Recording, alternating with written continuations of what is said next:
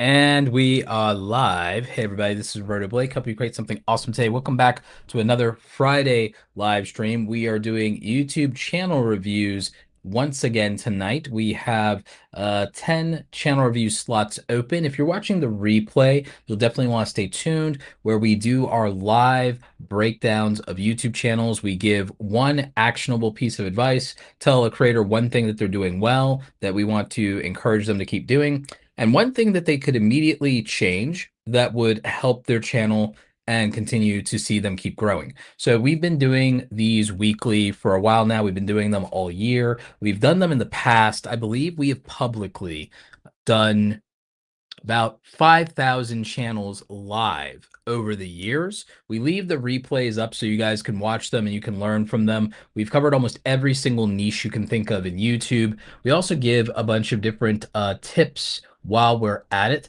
Something that I was showing off a little bit before in a previous stream was this thing that we do with the Awesome Creator Academy Pro group where we give them access to this audience avatar matrix. We figured out personality types for 25 different type of YouTube viewers or content viewers for your audience. And we broke down, I believe, 30 different things within that person's personality that would be a psychological trigger that would help them decide what kind of content they watch and what their expectations are. So this is something that our Awesome Creator Academy Pro group members get right now. We haven't figured out what other products we're going to include this in, but I just wanted to show this off real quick because I think this is actually pretty dope.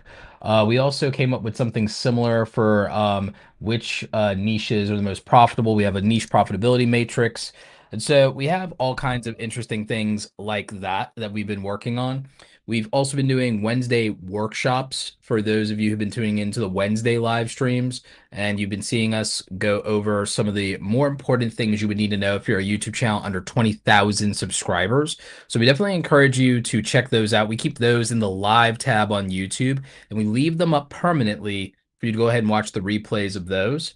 So that's what we've been doing. Shout out to our friends over at 1 of 10, by the way. We had them on screen briefly here before, but shout out to our friends at 1 of 10 for sponsoring our channel review streams. If you want to check out one of the best modern YouTube tools ever, you want to check out 1of10.com. And they also now have a new feature with a title generator and a thumbnail generator. So this is actually pretty dope. The thing that I typically use them for with my audience is the stuff around actually finding your niche neighbors and exploring that, as well as looking for the outlier videos that are already performing within a niche. So if you want to check them out, we have a free trial for you if you use code AWESOME at checkout. And we also have a 50% off discount code. And I believe that's a permanent discount if you use code Roberto at checkout. So you want to check them out over at 1of10.com. One of the most powerful modern YouTube tools, probably the best tool if you're trying to build out your content strategy and you're looking for growth opportunities. So would highly recommend them. We've got our mods in the chat with resources and links for everything for you guys. While we're waiting for the channel review request to come in, since some people in the chat have indicated that they would like to do that, we have our mods making sure that we cover any of your questions so we can circle back to those.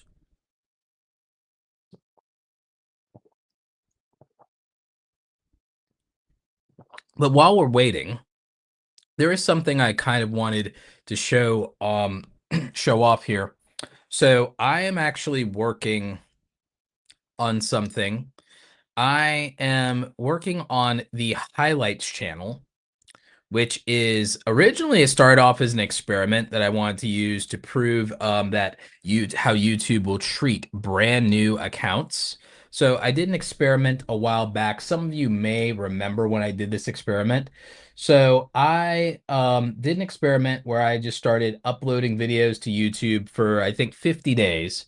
And I made a brand new channel from scratch and I uploaded for like 50 days and I didn't make a title or no, I made a title, but I didn't make thumbnails for the videos. So what I did was I did a channel a while back where I uploaded for 50 days in a row. And what I did was I wanted to see how would YouTube treat a brand new account if I just uploaded. I started this about 2 years ago, 2.5 years ago. I was like, what if I just upload videos and I do nothing but use the a clip in the video as a thumbnail? What if I don't make a thumbnail so that we don't really benefit from, oh, I'm just gonna click on this Roberta Blake video. It's like, what if I just posted YouTube videos with really interesting titles to the best of my ability on a completely brand new account, never promote it on my YouTube channel, never promote it in my YouTube community tab? What would happen if I did that? And how would the YouTube algorithm treat that? And so we did that, and there were videos that got hundreds or even thousands of views on a new account. So I was able to prove, oh, YouTube does not hate new YouTubers and it does not hate new accounts, and that even videos where I don't make a thumbnail, if I make the title interesting enough, can get hundreds or even thousands of views just off of the title alone. So we did that.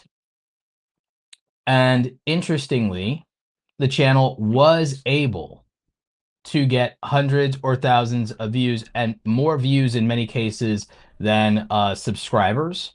The other thing we found is if I look up and I show you guys the lifetime data on this channel, and I show you where the traffic came from in the lifetime of this channel, the interesting thing is the channel's traffic was all algorithm based, and it was not search. It was almost entirely the homepage, suggested videos, uh, channel pages, which was not me sharing it in my YouTube community tab at all. So this was almost all of the traffic was algorithm based. There was a little bit of search traffic. There was a little bit of referral traffic from other people that decided, I guess, to share it for some reason because they found it interesting. But we did that. And the overall average percentage viewed of most of those videos was also pretty spot on. Like if you look here, the average view duration for almost every video was above 50%. And these were all unedited videos. These were all unedited videos. We did not do any fancy editing. We did not do any editing for the hook. We didn't do anything except post clips from my speaking engagement, in-person interviews. This one was a YouTube short. We did nothing except for post clips from interviews and in-person events with no editing. It's just clips. So these all had an over 50% average view duration pretty much on every video. Every video's average view duration was basically above 50%, except like this one's 49, but you can see it with your own eyes. Basically everything for 50 videos was above a 50% average view duration. And I'll make this a little bigger just so you guys can see it clearly. See, look at that. And we posted videos mostly under 4 minutes. And so that was what we did. Like you see, most of the videos here were only 2 to 3 minutes long. They weren't YouTube shorts for the most part, long form videos. And we posted 50 of these just to prove a point. So we knew that this was all algorithm based traffic. We go to traffic source here and we do bar charts for traffic source. Browse features, YouTube homepage, overwhelmingly was the traffic here. Channel pages, so other YouTube channel pages or topic channel pages. So that was still the algorithm. And then it was suggested. Very little of it was search. So it wasn't search. It wasn't people looking for Roberto Blake. So that's what we did. Some of you are asking about channel reviews. We have the rules pinned and we have them posted in the description. If you want a channel review, we're doing them for $20 super chats. So if you're somebody who's interested in channel reviews, we have the rules down there. And so until we have a couple of those queued up, I'm just going to run through some analytics and some advice for small channels here. But the mods have you covered. And so, yeah, we're happy to do channel reviews. Let's see. Durante Lamar said, took your advice from last week. Fingers crossed. Yeah, glad to hear it. So yeah, so when we go to the data, I mean, this is a small channel with like less than 500 subscribers that I grew from scratch on a whim during the pandemic by just posting unedited clips of longer form content that I had. So that was wild. And yeah, let's see. Overwhelming majority of the audience was United States, so it's not like these were mostly foreign viewers. This was US, Canada, India, so what you'd expect. The demographics for this were what you'd expect. Heavily skewed male, more than my regular videos actually normally would be, and very skewed toward very skewed toward mobile devices. Somebody's asking me how many views and videos did it take to get monetized. I was already in the YouTube Partner Program a long time ago. So aside from my podcast channel and my music channel, I didn't have to worry about that. But podcast and music channels are not a good example for you, Marcus, in the UK. So um, my case study for that isn't a good example. There are other case studies for that. I'm not a good one because when it comes to getting channels monetized, I literally just cheat because we just figure out long form and podcast and multi-hour videos. So it's not really a good representation of whatever you guys will try to do. And I say cheat in quotation marks. When I say that, like, when it comes to getting channels monetized, it's like I cheat. It means that we pick things we know can get monetized very easily. So we pick things that we know are ultra long form and that we know can think, and they will not be niches you guys would pick. So it's not a good case study. It's things you guys would not do. It's podcast, it's hyper long form style content. I do not do things on the back end with the channels for, oh, I'm super passionate about this. It's like I'm like the things I'm passionate about, I do them offline for the most part. I do things I'm good at and things I like and things that make money and things that I see a demand for because I'm a little bit more ruthless. So I'm not a kid anymore. I'm not chasing butterflies. So I'm not a good example of, oh, this is how many to get monetized. We have a formula and a system for monetization. Um, so the way we do monetization is if you watch the video that I made on 4,000 watch hours and 1,000 subscribers, you'll see exactly how we do a formulaic system based on the concept of optimizing around 100,000 views and a 4-minute average view duration by making at least 9 to 12-minute videos, usually 12 to 16-minute videos.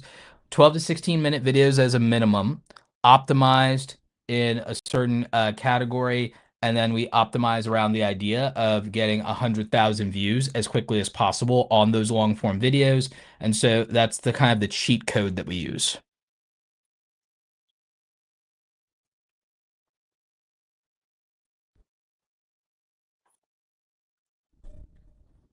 Yep. So we just go really hard in the utility.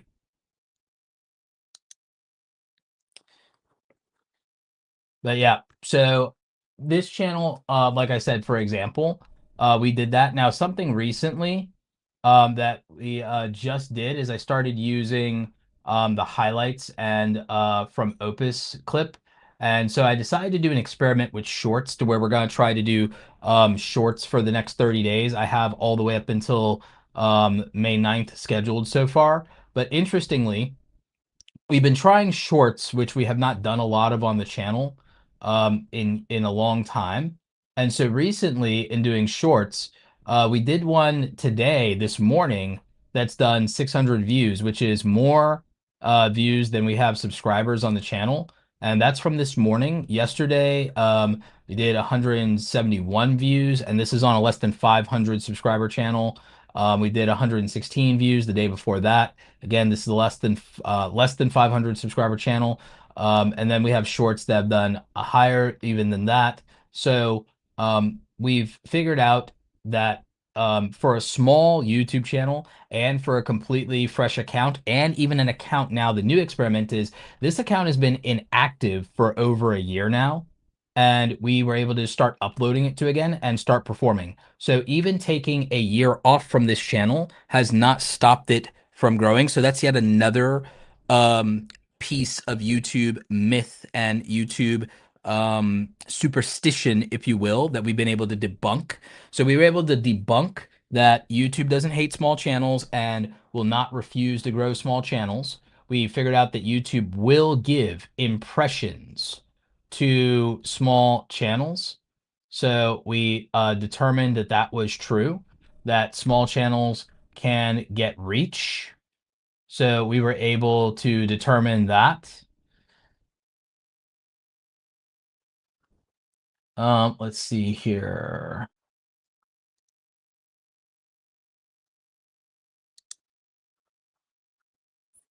And with posting new content, we were able to drive impressions again, even after all this time. So whenever we post, there are obviously more impressions whenever we've posted, but just starting to post again, impressions are coming back.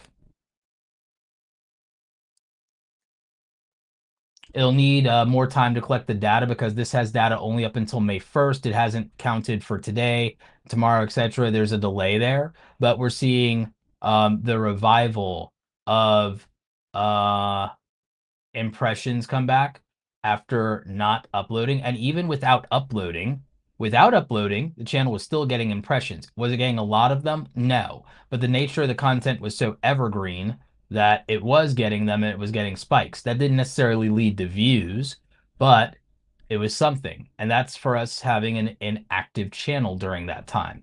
So I'm not upset with that at all, but it just proves that even if like you take time off, the opportunity and growth may not drop to absolute zero. Now, the longer you take off, this channel was inactive for a year, and before that, it was largely inactive for another year. So this channel's been in hibernation for 2 years.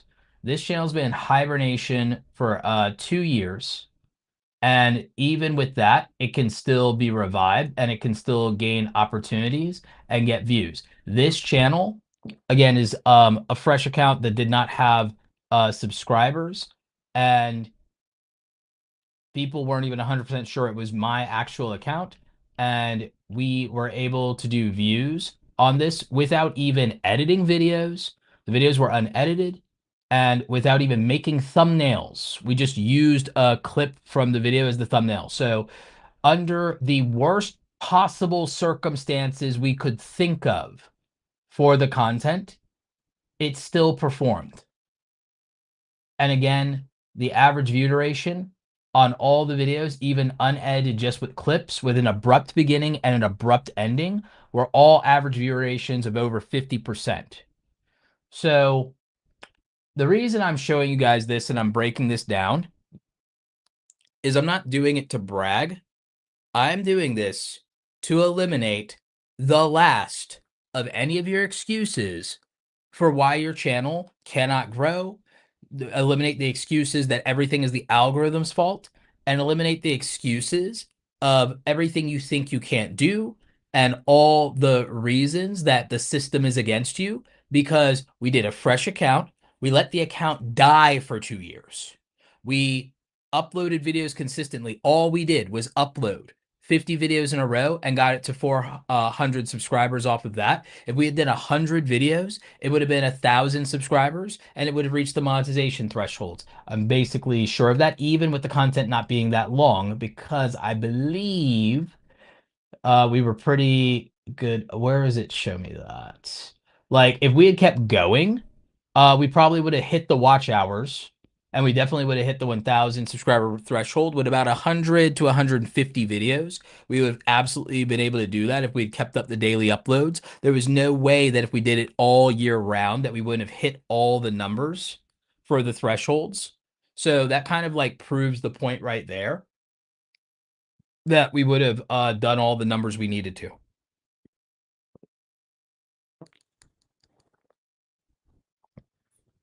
So, I mean, lifetime data, that's what we got there. And if we just kept going, it would have absolutely did those numbers. Um, and then you're like, if you're like, oh, well, that's because you're Roberto Blake for the Faceless Music channel.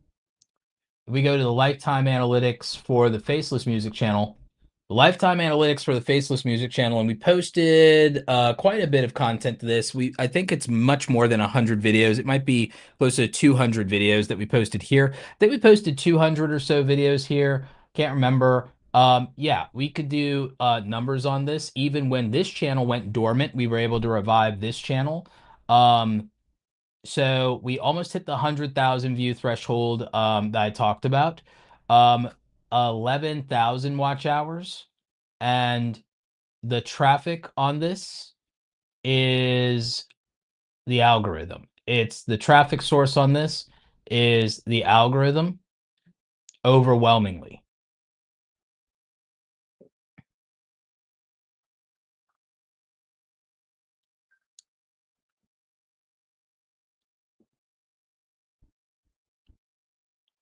So let's see. Suggested videos, channel pages, browse features, playlist, search. So it's pretty evenly spread there.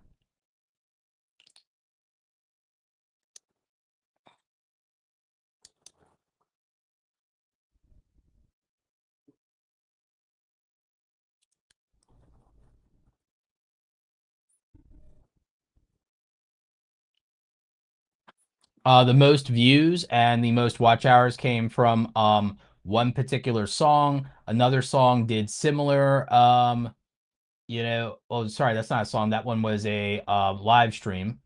Well, it was a 24/7 live stream type thing. But the next number of views was this song, and it did pretty good watch hours. We did a 10-hour mixtape. The mixtapes were the secret to the watch time on this one. So that was the answer. This one has been dormant. This one has been dormant, and yet it still gets views. Even without uploads, this is still getting views and still accumulating watch hours. So that's like 90 days, and we definitely haven't posted anything, I don't think, in the last 90 days. So again, this channel, not branded as a Roberto Blake channel. This is a faceless channel, and it's able to accomplish that. Um, there are things where we've done live streams that we've looped song tracks to for this. So it's a music style channel that does that. Again, you can see that it would accumulate. Again, what it lacks in views, it makes up for in watch time. That's the hack to this, is that even a couple dozen views can be these like binge sessions that are hours and hours, which could rack up watch time. So again, it's kind of a hack to do that.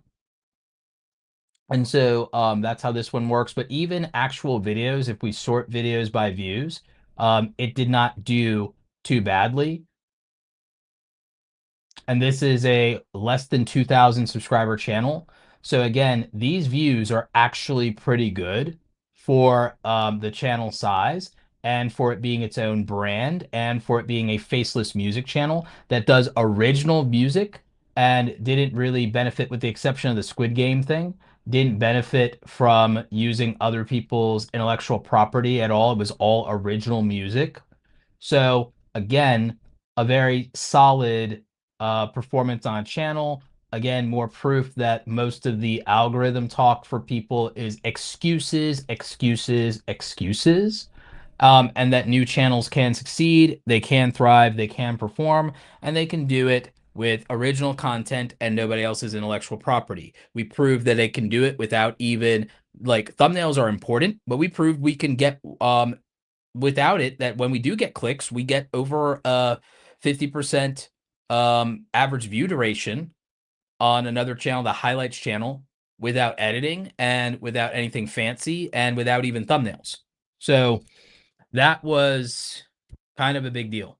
So like I said, the goal of showing you all of that before we get into the reviews here, because we got 2 of them queued up so far out of the 10. The goal here was just to prove to you guys that it is possible, even in the current system, to continue to grow and to thrive, even if you are a small YouTuber. And there's no reason for you to believe whatsoever that YouTube hates your small YouTube account. It just is not a real thing, and it's people taking things personally and being superstitious. So there's that. All right, so for our first channel review up, we're going to have our very own Kati Ukulele, and then we're going to have our good friend Doug Hewson. And so we're going ahead with those for our reviews. So let's start with Kati, tutorials, covers, originals, and more.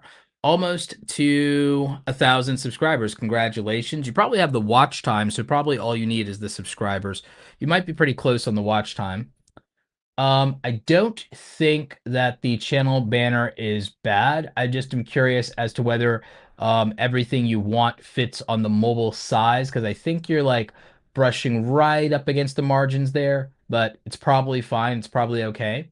Um, if you're gonna have your photo in the banner, which you could go either way on, I would do a different one in the profile pic, or you could ditch it all together and just have the text and center it. So you can go either way on that. Smart to have your buy me a coffee link in there for monetization. You say you're 50% of the way to, okay.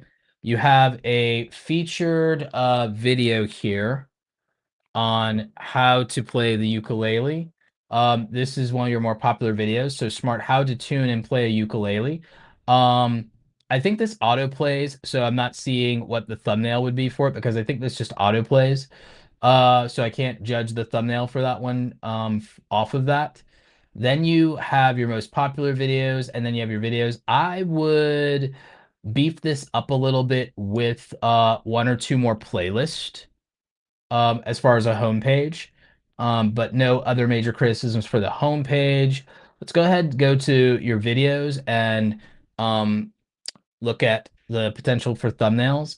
I thought you had more recent videos, but I could be wrong. But this is a pretty strong showing from you, even on these recent videos for this year. So, I mean, that's actually really well done. And by just doing beginner-friendly tutorials for people trying to learn the ukulele, you've seen that it works. If you could get out a video a week, I have no doubt that you'd continue growing because these are pretty good views for a channel with under 1,000 subscribers. So I think the main criticism here would be if you could get to 2 videos a month, if not, 2 or 3 videos a month. If you could get the weekly, maybe you batch them and you make 3 videos or 4 videos at a time on your day off. If you could do that, that would help. You say the thumbnails have been what's won in the A/B testing. Okay, good for you with the A/B testing. I think that the poses in these are fine. I think this one was actually really good with the close-up for you doing chord changes. It's a contextual thumbnail, so I think that's smart. With the rest of these, I think they're good enough. I think they're basic. I do think if you're going to show the chords, that maybe you could make those bigger in the thumbnail if you're going to have them in the thumbnail. And they don't need to be as close to your head there. I think you still need some work on layouts and text. This one with start playing the ukulele today isn't bad. Again, could be a bit of an improvement there. I know you're probably just using Canva. These old thumbnails don't really need to critique them. You already know what the deal is with them. That's why you're improving now. So with what you've been doing the last couple of months, this is heading in the right direction. You're seeing a response to these things. You're seeing a response to these things with the views. Um, the Roundup by Blues Traveler, the covers are not going to do nearly as well as the tutorials. You can do them if you want, but I feel like when you do them and they don't perform the way you'd like, that you might get discouraged. So I would just say if you could do a couple of more tutorials and get consistent at that, it would warm up the audience a little bit more. For covers, though, since shorts can be up to 3 minutes, since YouTube shorts can be up to 3 minutes, you could always consider just doing covers as shorts for 3 minutes if you can find songs you want to do covers for that are up to 3 minutes. So you could always do that. But yeah, the big deal here would be consistency. Yes, the thumbnails can be improved, but they don't need to be drastically improved. But obviously, there's still some room for growth here as far as the text and the positioning, but this latest thumbnail is really strong. So if you can just make sure that you're continuing to improve at thumbnails and you can improve your consistency, that will do most of the work for you, if I'm being honest.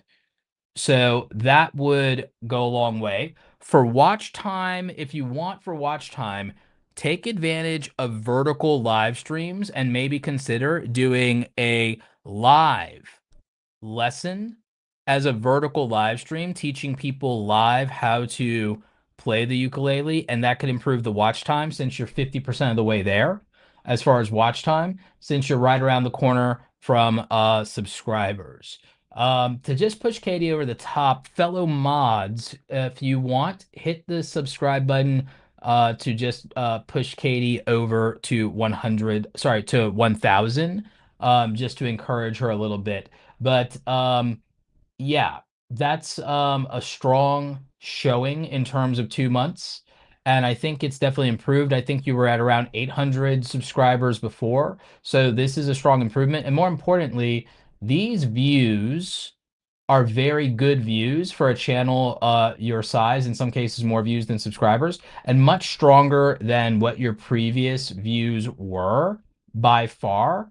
Um, if we go back, with the exception of easy happy birthday ukulele tutorial, that one, you could do another one and you could probably do more than 3 chords for that one. That's the kind of cover. The things that people want to hear are probably things like that. If you look up guitar tutorials where they teach specific songs, you could just find the ones that have 100,000 to 1 million views and do them for the ukulele. So there'll be holiday ones, there's the birthday ones, there's holiday ones, um, and how to play those on ukulele will probably do extremely well. But if we just look at all of your overall channel and its views, you have the strongest and most consistent views you've ever had on your channel right now over the last 2 months. So, very well done and keep up the good work, Katie. So, that is my review of Katie Ukulele and what she's been doing with her channel. And I think she's made a lot of progress. Again, like I said, I think it's the strongest back-to-back concentration of views she's ever done. She's really close to getting the 1,000 subscriber mark. She's halfway on the watch time, according to what she's saying here in the chat. So I think that this does a lot right. I think that the thumbnails can be improved upon by studying what's working on guitar channels and then applying that to a ukulele channel. I think that just with the advice we generally give on font and design and layout, that would go a long way. But I do think that using the close-up on the chords was the right move for the latest thumbnail. But what do you guys think? Do you agree or disagree with me on this review? Would you guys do anything different? Let me know in the chat if you're watching live, and let me know in the why did I space out there? Let me know in the comment section if you're watching the replay. So yeah, that was my thoughts there. We have a super chat question here from Happiness Hacks. Do you think reaction videos could be good for my channel, reacting to videos of older folks talking about their biggest regrets and lessons learned? It depends on what the goals are for your viewers. So with the goals for your viewers, and I believe your viewers are in career development, I don't know that hearing from old folks about their regrets would necessarily be the answer because I'm trying to remember happiness hacks. Wasn't your thing career development for professionals? Because if so, then I don't think reacting to older folks and their regrets is synonymous with the value proposition for that audience avatar.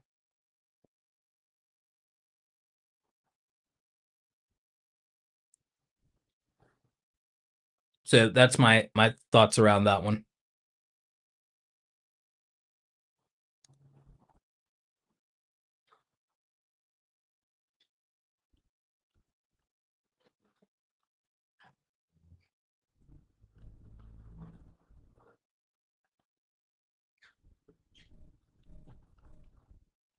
Let's see here. And then we have Doug Hewson's channel. Doug, I don't think we've ever reviewed your channel before, but we'll do it right now.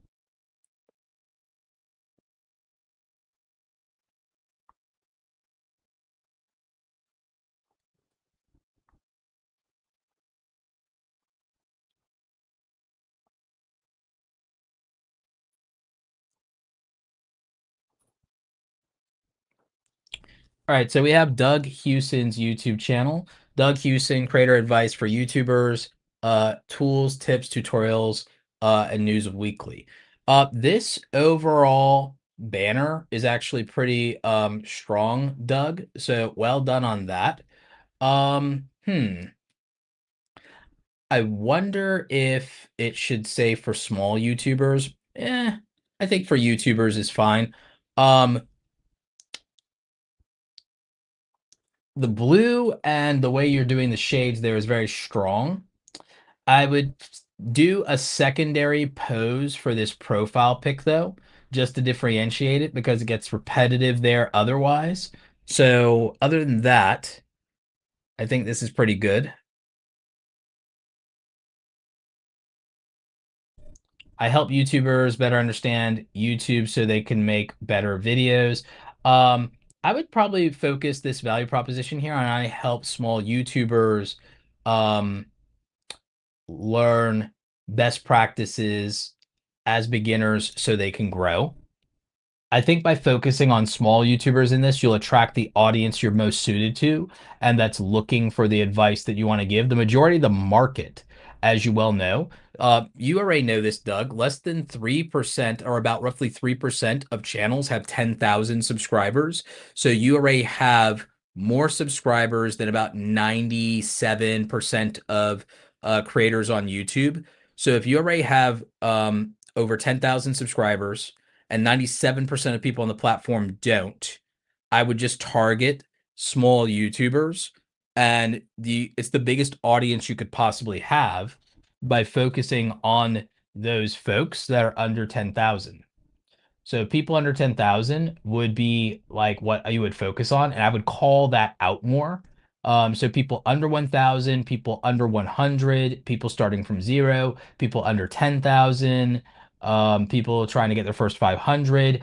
I would really focus very explicitly, Doug, on that. In fact, I would also say that you could. I love that you have a recent YouTube feature additions. Um and then YouTube channel moderation and teaching people that. I think that you should even make sure you do an update to these so you could show people that you also have a subspecialty in the monetization side. You got such a good response on the live streaming stuff that I would also do a subspecialty in that, Doug.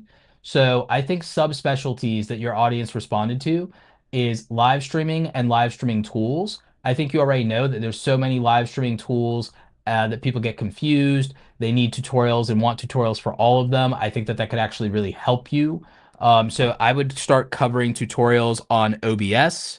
I would cover tutorials on Meld now that Meld is a new thing. Streamlabs, StreamYard, Restream, like basically all of them. And I would also make a tutorial series, Doug, around vertical streaming specifically. There's a lot of new people looking for that and every feature involved with that. Um, so I would say it's another specialty for you. Um, YouTube Shorts was another good subspecialty to you. So yeah, I think there's these subspecialties for you. I think that for the monetization side, you need to be focusing on monetization updates around that, and that you need to make sure that those are always up to date. Because with this playlist having everything 2 years, 2 years, 2 years, it feels like it's a little out of date. Creative Breakfast, that's your show, with Chantelle, so like very strong there. Um, Community clips. Nothing wrong with having that there. Channels you recommend. All good there. Yep. And let's go into the videos tab here. Thumbnails like this one on the shorts are very good, very strong. This auto dubbing one I think was actually pretty clever. I don't think this is actually doing bad. I think you need to be consistent on weekly uploads though, if you can. But I also think with the content buckets I gave you to focus on, that that makes the most sense. Your branding and themes and thumbnails overall are actually pretty strong, Doug, so I don't have a lot to complain about here. And a lot of them are actually pretty unique.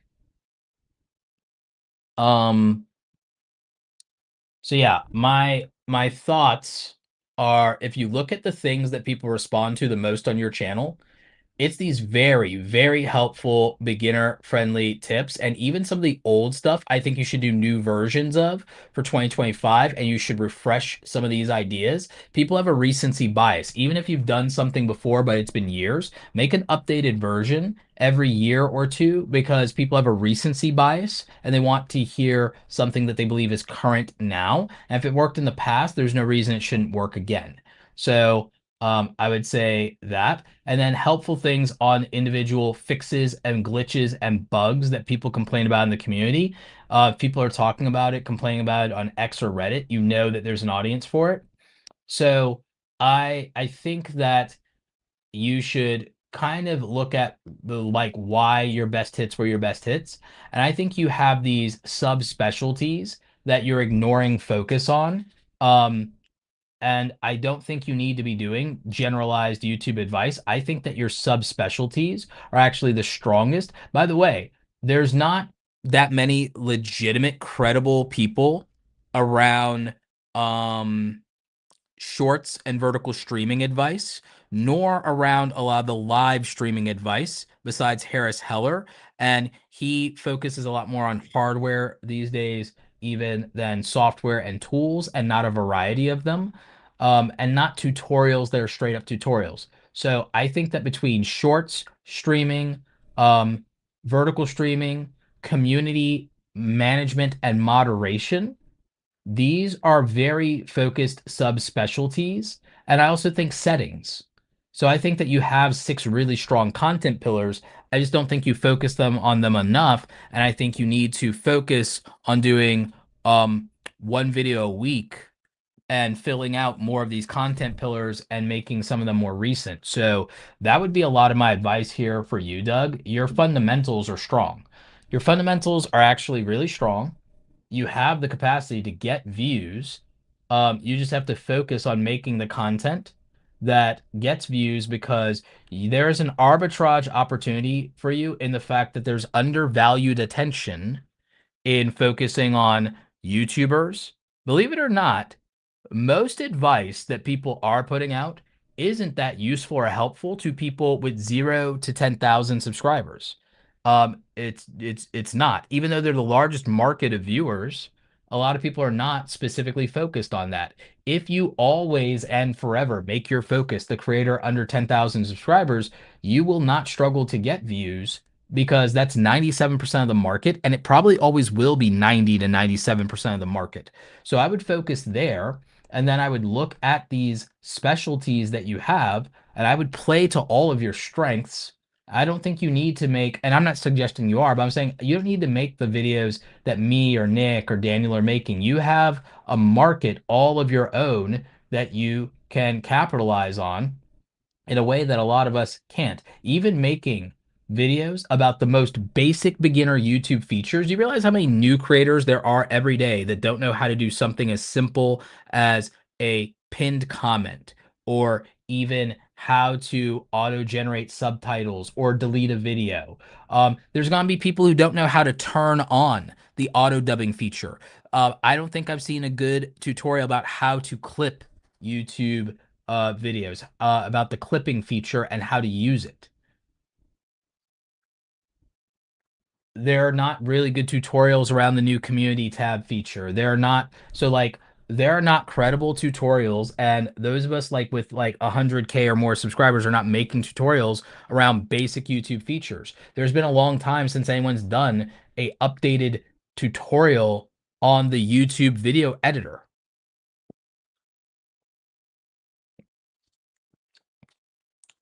I don't know that anyone's recently really shown anyone how to use the YouTube audio library.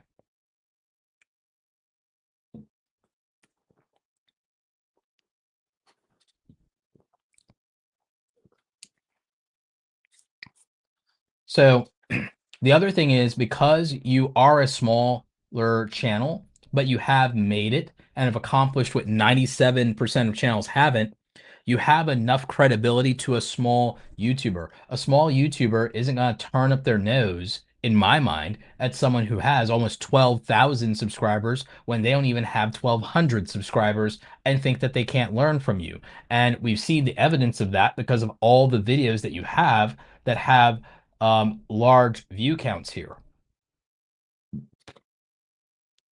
And so, this is pretty strong and pretty impressive overall, Doug. But I think you can grow if you focus on these strengths and you build out these content pillars more robustly. And if you spin the block and redo some of your best hits and do them for the new age, and realize that if people are looking for this back then, they're certainly looking for it now, and that there's ways to capitalize on that.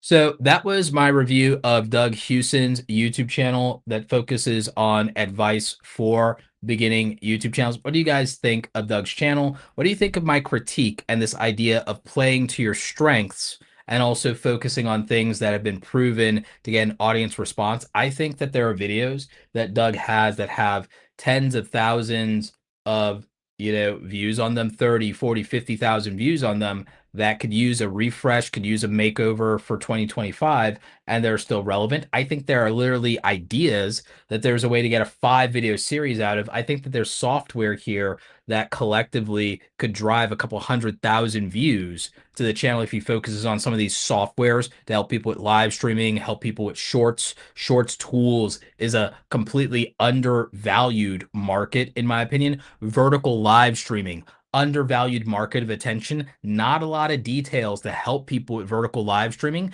And vertical live streaming is huge on YouTube right now. And I think that if Doug makes multiple tutorials and tools and toolboxes around new YouTube features, that he'll always be able to get evergreen views off of those, especially with new creators learning the system. So those would be my thoughts. What do you all think? Let me know in the chat if you're watching live, and let me know in the comments if you're watching the replay. Boom. Hope that helps you out, Doug. I think that that makes sense for what your channel is.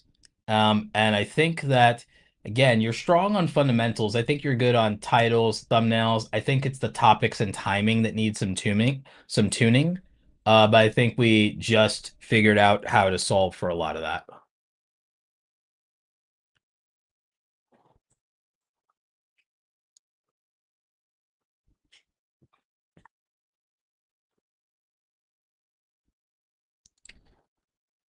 So let's see. We have another channel here. Looks like we have a total of 5 channels queued up. So we got half of the channels that we're going to review queued up here.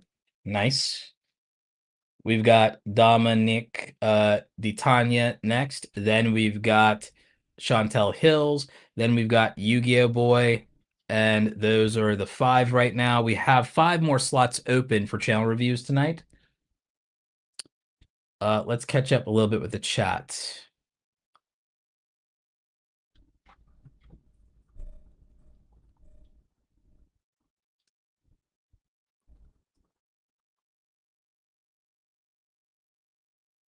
Yeah, small YouTubers are constantly rotating too. There are things that some people just want a different personality sometimes if they think things are getting repetitive for them. So, yep, there's definitely always an opportunity.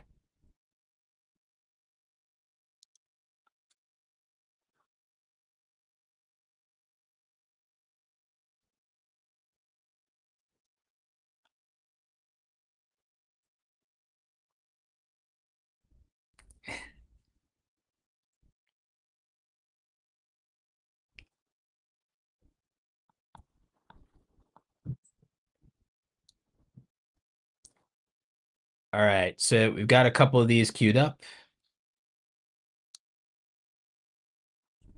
All right, so let's do Dominic DiTanna, and then we'll do Chantelle Hills. So Dominic DiTanna. Let's see. Subscribe for high 5. Dominic, I would change this about section. Subscribe for high 5 doesn't mean anything to anyone. It's an opportunity to tell people what you're about and what you're doing. And you don't have what you're about and what you're doing in your banner. You don't have your upload schedule. So someone comes to your channel, they have no clue what to expect or what you're about or what you're doing. So I feel like it's no offense to you, but like subscribe for a high 5, completely meaningless throwaway line there. I do think that this picture is really cool, but if it doesn't play into what the videos are about, it's a missed opportunity. But it looks like you mostly do um, man on the street style video content. So that's great. And if you're uploading very consistently, I would just like to know that schedule, man. I'd like to come here, have somebody recommend your channel and know what it's all about. So, I mean, I think that's a missed opportunity. Let's see. You got regular videos, you got shorts. I'm assuming most of your views and subscribers come from shorts. Let's see what your most popular videos are, though. So okay, OG YouTuber, and then you came back to it. All right, so your most popular videos, not relevant to the channel. They're there for nostalgia. Totally get that. No big deal there. So what we'll do is we'll go to your shorts because that seems to be the bread and butter. There's nothing wrong with that. So it looks like you're posting shorts pretty consistently. I'd assume that you're posting shorts 1 to 3 times a day, which would be the right amount. And with your shorts content, I'm assuming that some of your videos went viral. Yep. Some of your videos literally went viral. So I think that you definitely, if you haven't already, should focus on turning all of your most viral things into series if you haven't already. The Would You Rathers can also link together with the related videos feature. So with the related videos link feature, I would actually daisy chain a bunch of Would You Rathers together and link them together so that people can binge watch those. Take them out of the regular shorts feed and into your shorts feed. So that would be a hack you can use.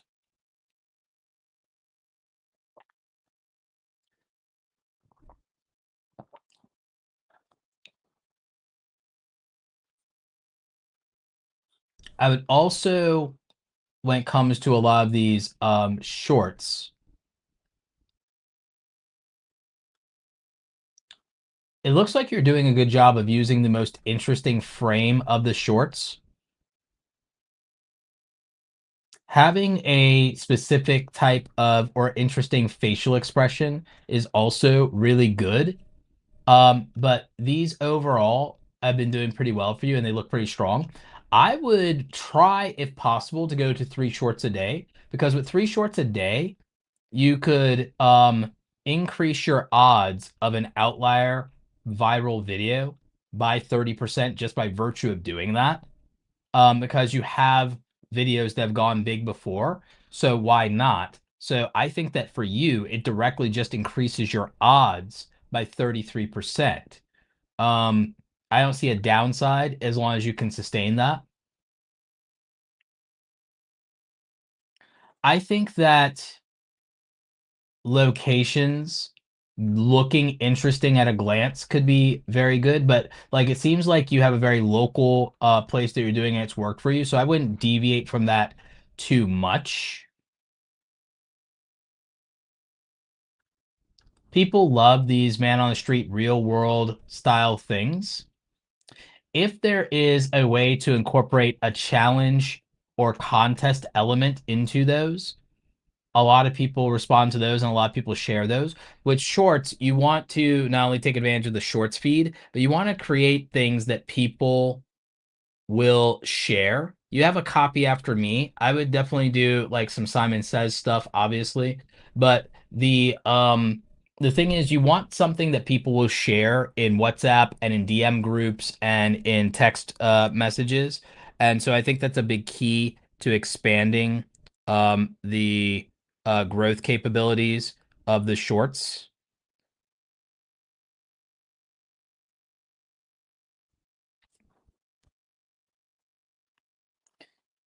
Because these aren't necessarily going to be searched or searchable. So what you want is shareability more than anything. But overall here, I think you have a great system. And I think if you can go to 3x per day, and then I think that for long form videos, well, actually, let's see if you're doing vertical live streams. Oh, do vertical live streams. Don't bother doing gaming streams. Just do vertical live streams, IRL. Do some IRL vertical live streams. People will tune in for that and they will throw money at you. So you have the boardwalk. Come join me on the board. That's great. Um, so that's much better. Yes, thank you. Come join me on the New Jersey boardwalk this summer. Perfect. Thank you. So what I would do is I'd be doing IRL streams vertical. These titles are what are dooming your long form. So what you need for this is asking strangers blank. Um, you know, you need things like asking strangers or talking to strangers. You need things that are more interesting. You need Gen Z reacts or asking Gen Z kids this or asking Gen Alpha this or asking boomers this. You need things that people can immediately identify the audience member, and you need things that are reaction worthy and that are to some degree bingeable. So I would say that that's what you should do for the long forms. And I think that that would improve things. But overall, solid channel that takes advantage of your environment. Congratulations on growing to 28,000 subscribers and also proving that it's never too late to become successful at YouTube. I mean, you started this 18 years ago. You didn't necessarily have a lot of growth back then. You were still figuring things out. And now you have a channel that's actually growing and getting views and has had a couple of viral videos. So, well done. But yeah, that's my review of Dominic DiTanna. What'd you guys think? I think the content itself is interesting. There's nothing wrong with growing primarily off of shorts. The long form isn't being hurt by the shorts. The long form in this case, in my opinion, is being hurt by the fact that the titles cannot be easily understood. People can't identify with them, can't identify the value of the video and why it'll be interesting or funny. So I think that if people can understand the title, then they can click on the video in this case. I don't have an issue with the thumbnails for the long form. I thought that they were fine. I just feel like it's really a titling issue of I don't understand this video. I'm not going to waste my time. Meanwhile, scrolling and finding those shorts, really funny stuff. If someone shares that with you in a text message, you're going to watch it. So I think that that is where you can go. I also think that incorporating the vertical live streams for IRL content on the boardwalk would be very unique here and be interesting. And I think people would watch that in real time and see what's happening. So those are my thoughts. Let me know what you all think if you're watching live. Let me know if you agree with me or if you have a different approach that you would use. If you want, you could also watch the replay and let me know in the comment section. Boom. Granny Gems says that was great.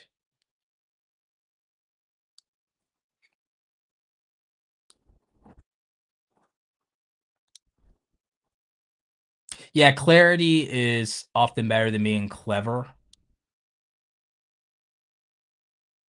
Yeah, no problem, Dominic.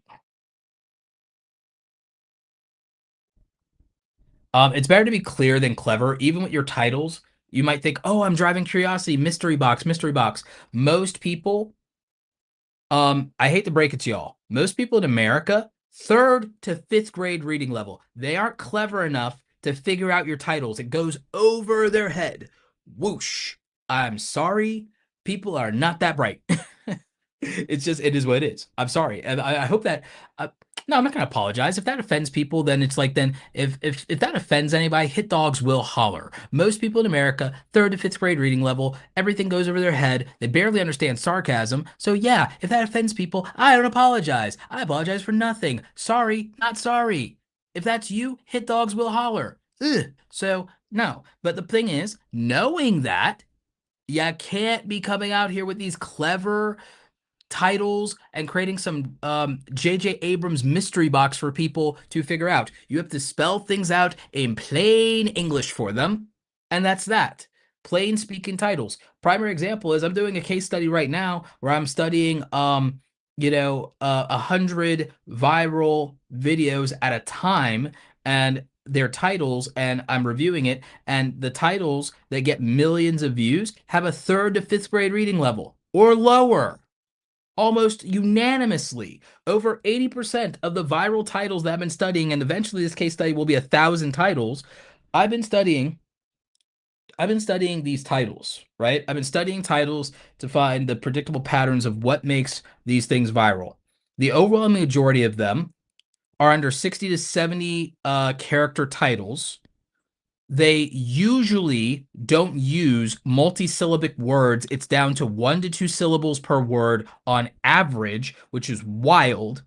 The reading level is about roughly third to fifth grade reading level or lower on average for over 80% of them. They're under like 60 characters, like I said, most of them under 60 characters. More than 50% of them are under 60 characters, 80% of them third to fifth grade reading levels or lower, and average 1 to 2 syllable words, very rarely 3 syllable words at all. So it's crazy how much dumbed down titles produce viral video views. It's absurd how much that is the case.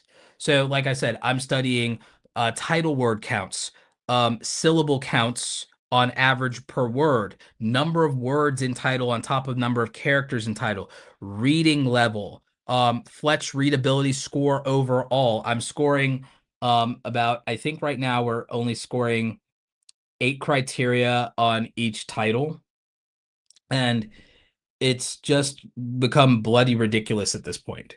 So eventually I will publish this case study somewhere. The majority of the case study will be paywalled. We'll probably release a 100 titles case study publicly. We'll paywall the 1,000 titles case study, and that'll probably be for my pro group members. We might include it in the $9 a month creator vault when we release the creator vault, which is going to have like a bunch of my PDFs and some curated ad-free videos, things like that.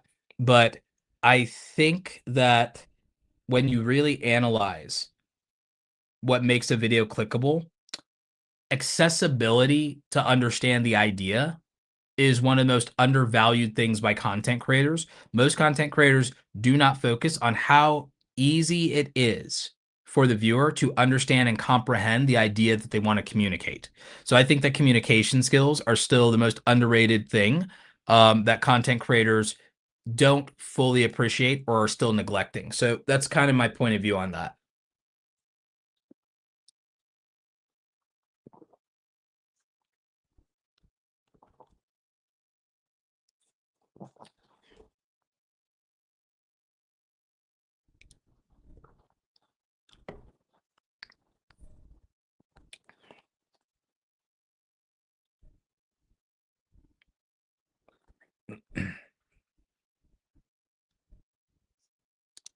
So we have a question from Thanks Kia. Question, Roberto. I'm focusing my business on digital marketing for commercial cleaning businesses. My current YouTube channel has focused on my previous travel business. Should I delete it and start over? If you want to do a digital marketing business for a commercial cleaning business, I wouldn't delete the old YouTube channel. I would just start a fresh YouTube account. I wouldn't bother worrying about deleting the other one. I would just start a fresh account, clean database, peace of mind, no baggage from the previous endeavor, and just start fresh. And that's all you need to do.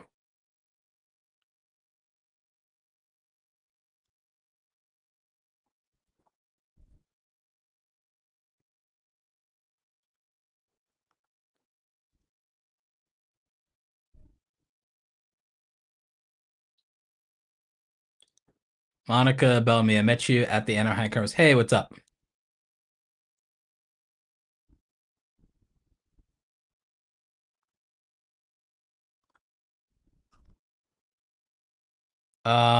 What's the currently most disliked or downvoted video? Oh, it's probably either YouTube Rewind, something political. It might be the video PewDiePie wanted people to dislike, or it might be right now, the Disney Snow White trailer. So I think I'm almost positive that might be the Disney Snow White trailer. But I could be wrong. It might be something else, but I think that it ranks. I think that it ranks up there. It could still be YouTube Rewind 2018 or whatever.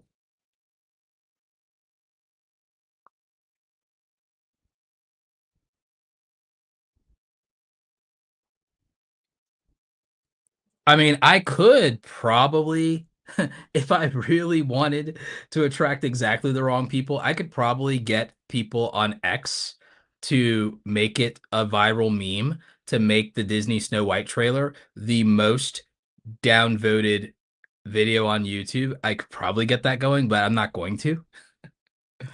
I'm not gonna abuse my power that way. I'm not gonna waste a viral moment on that. But I probably could. Probably could.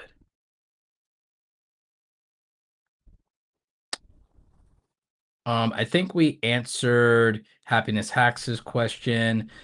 Savvy Tech Tips wanted to know, question, Roberto, does anyone know how to get an AI bot for streaming? It has a GUI and everything. You probably just use Nightbot. I think you can use Nightbot and there's a Streambot.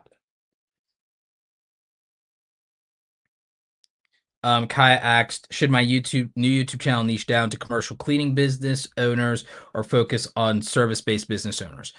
Good question. I would focus it on service-based business owners, and then you just use the cleaning businesses you help as case studies. So I would focus on service-based small business owners, but then you use your the cleaning businesses you guys work with as your case studies. So from a marketing standpoint, that makes sense.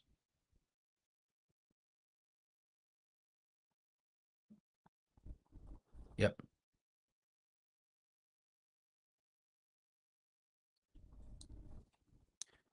Shocking Cost TV. Thank you for the $15 or 15 euro or 15 pound. Not sure what that is.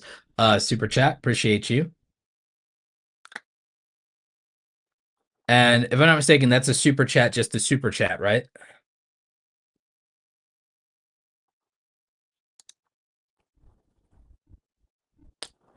Let's see. So next up we have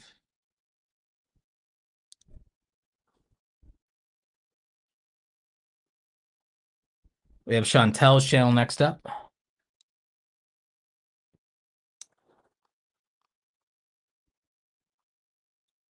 right, so we have Chantelle Hills, live streaming, community, and education. This is actually a solid banner. Just check and make sure that you're okay with the cropping on the mobile devices, connected televisions, and on desktop, but I think it should be fine.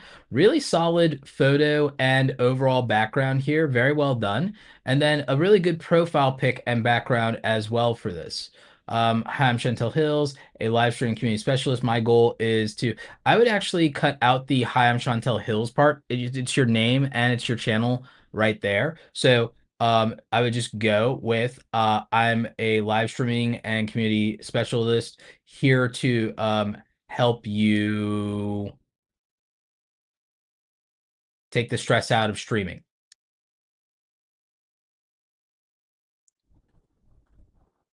You could even lead with I'm here to help you take the stress out of streaming. I'm a live streaming and community specialist, and then all your other stuff there. So I'd probably order it that way.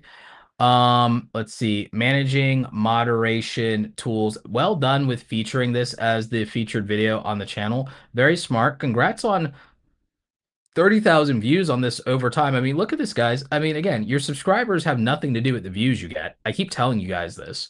Chantel has 30,000 views on her featured video. She has less than 1,000 subscribers. So yeah, for everybody who thinks, oh, small YouTubers don't get a chance to be seen, it's just not true. It's that a lot of you are not doing things that will get a response. So, oh yeah, on the homepage, I would flesh out, nope, you've already done it actually. You have the appropriate amount of um, content pillars here fleshed out as far as the playlist. What I might do though is I might top some of these off and make updated videos to top these off so that the first few videos we see aren't as old. Let's see here. Yep.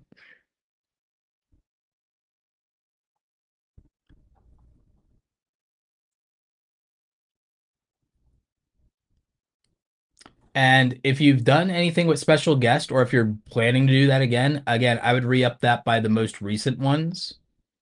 I think that'd be helpful. Most popular content on this channel, smart. Chantel Hill's current videos, right on. Um, this is smart in terms of this community tab video. I think it's just that you need to update more often, and I think there are new features that you could tackle. But I think you were doing fine with these, and I think these thumbnails are pretty solid. I would just increase the variety of your poses to use. But yeah, I think these were fine. Um, yeah, I don't think there was anything wrong with the recorded videos that you were doing. And I think the views on these were fine. I think you could just come back to doing this content and this style of content. As long as you can put out two of these a month even, I think it'd be fine. Weekly would be ideal, but two a month is fine. For shorts, I think that doing things that are basically questions being answered and doing like an appendix of just answering a question in as short a time as possible, meaning questions that 1,000 people would have, I think is probably a good idea. And then I think the titles for the live streams need the most work. And I think the thumbnails could have more variety in them. You could take a lesson even from my thumbnails since you're doing creator education. But I think the key to the live streams is the titles need to answer for a specific problem. Remember what we said about preferences, problems, and priorities? Think about what those are for people, and you have evidence of that with your previous videos that were successful. So then I would reverse engineer that and I would start planning your streams accordingly. Even consider doing a theme for streams in a month, kind of like I do sometimes. Um, But yeah, I think that that would probably have the most impact and most value for you.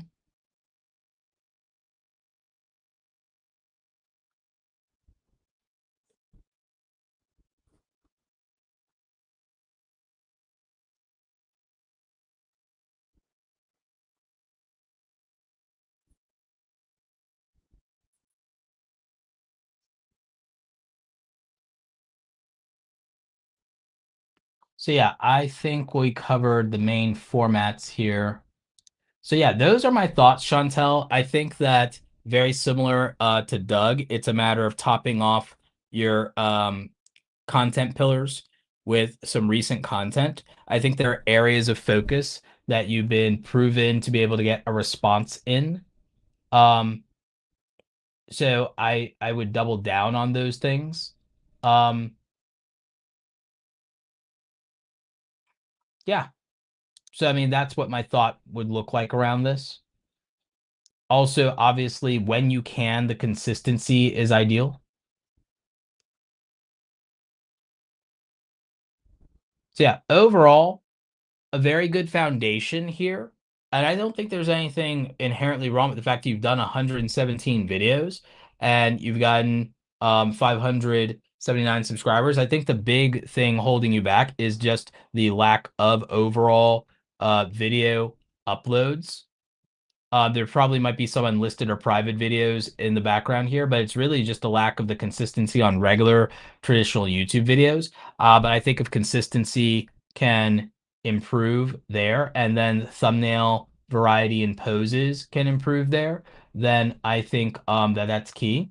I also think, again, super friendly beginner things that seem simple will obviously get views and grow you. Go and look at even doing a new version of like Tim Schmoyer doesn't make content on video creators anymore. There's a lot of things he made that are evergreen that could use an update in the new version of YouTube. That'd be a good source of foundation for you of just remaking a bunch of those videos. And then that would do well. So those are my thoughts on Chantel Hill's YouTube channel. What do you think? Do you guys agree with me? Do you guys think there's anything that could be done differently than what I suggested? Let me know in the comment section if you're watching the replay. Let me know in the chat if you're watching live.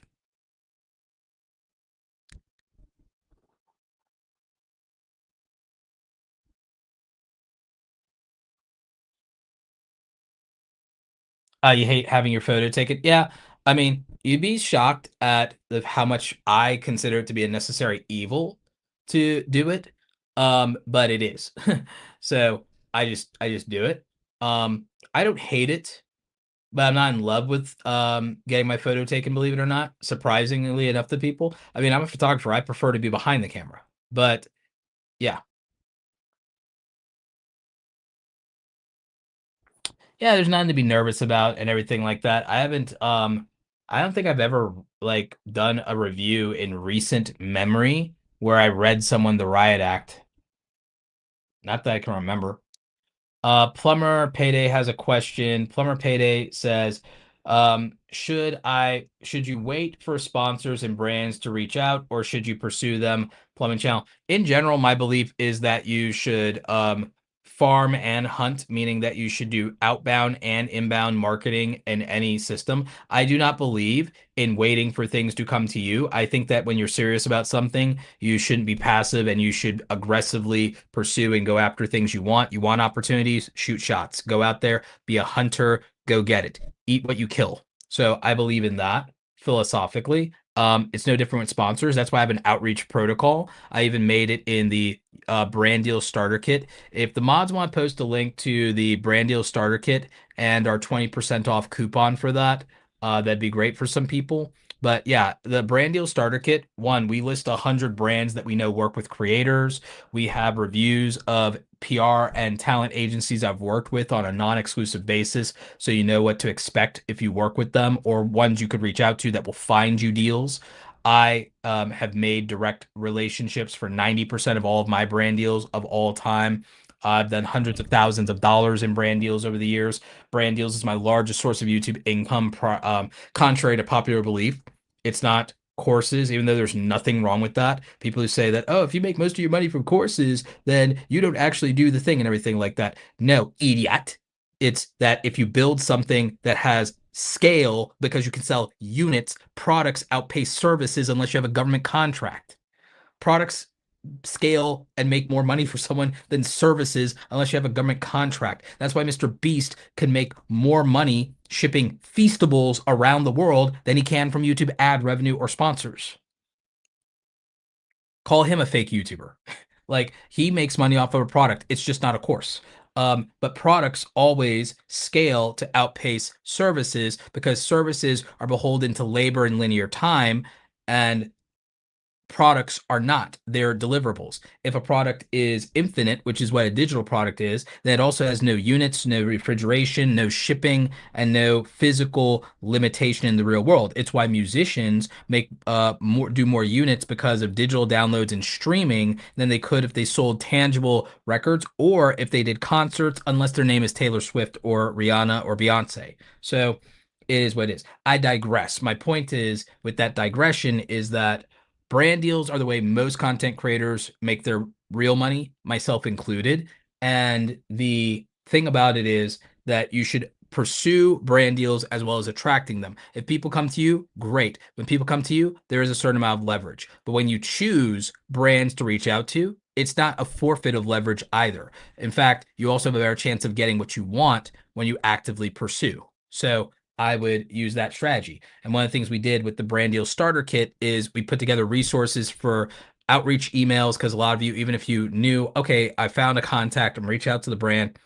A lot of you, you're not copywriters, you're not great at emails. We give you email swipe files, so we write the basic email for you. The goal is always, at least what I teach in coaching, is get them on a Zoom call, close them, and do the negotiation on a Zoom call. You will always make more money closing on a call than you will closing on an email. So the goal is always to get people on a call. If you could literally go to an event and get a handshake deal in person, face to face, that's even better. Handshake deals are the best deals. You can go to an event on a weekend, have a contract in your hand by Monday. So face to face is the best way to negotiate. You get paid the most face to face. Next best thing is a Zoom call. Next best thing after that, phone call. Worst thing, email or DM to close the deal. You set up the call in the email or DM. You're doing cold outreach that way. If you're smart, you warm outreach that by sharing stuff for free in social media and tagging brands and promoting them for free first to give them a sample. And so the social media teams know you, so that when someone says, hey, has anyone ever heard of so and so before? They just reached out. They go, the social people on comms can go, oh, yeah, they share our stuff all the time. They've been a big supporter and everything like that. Oh, yeah. They do all kinds of great stuff for us and everything. Yeah, send them a review unit, send them a free review unit, send them a gift package. Oh yeah, whitelist them, at least talk to them for the campaign next quarter. Absolutely. So you want the social teams to vouch for you. So a lot of people are afraid to do free work for brands. If you literally promote them in social, a repost or a retweet costs you nothing. If you mention them in a roundup where you have to make like review 5 or compare 5 products anyway, mentioning a brand and then tagging them in social and saying, hey, I mentioned you, you're one of my favorites, or you made my list, that's helpful. Let the social teams vouch for you. Have people in the organization vouching for you, saying nice things about you, knowing who you are. That way, when you do an outreach, it's not that cold. It's kind of warm to lukewarm. Then if that first outreach is just asking for their time and not asking for something more than their time, that's a really good impression to make. Then once you get them on a call, you can get them to like you a lot easier than you would be able to build any rapport via email. So that's the whole thing. So that's what I teach in my workshops. That's what I teach in my coaching calls. Most of the people who've done one-on-one coaching with me, it's usually monetization stuff. It's not just, oh, growth or strategy, even though that's been helpful. But a lot of it is people come to me for coaching, consulting around their brand deals, scaling their YouTube operation and building standards and building out the SOPs and the org chart for hiring their freelancers. They now have experience with that, and I've helped people do that, setting up channel management protocols, setting up the employee handbook, the payroll with Gusto, and just helping them really become a business. So it'd be things like that. Yeah, some people definitely come for strategy. Others, their workflow is atrocious.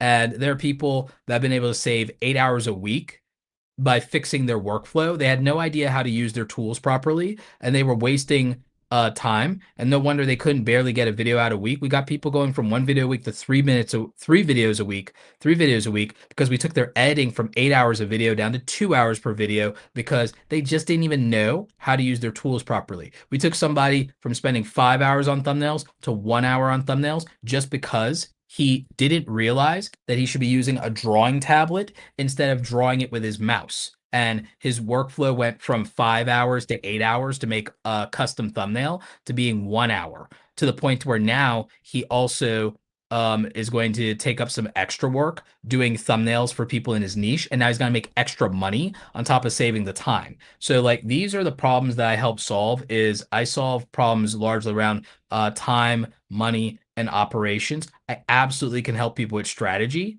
but most people think that that's all there is to YouTube. You could be getting views and you could have a solid strategy and you could have all these other things wrong. And the thing is, if you get 8 to 12 hours a week back, then for some of you, that's going to be why you don't get divorced over your YouTube channel. I'm joking, but not joking.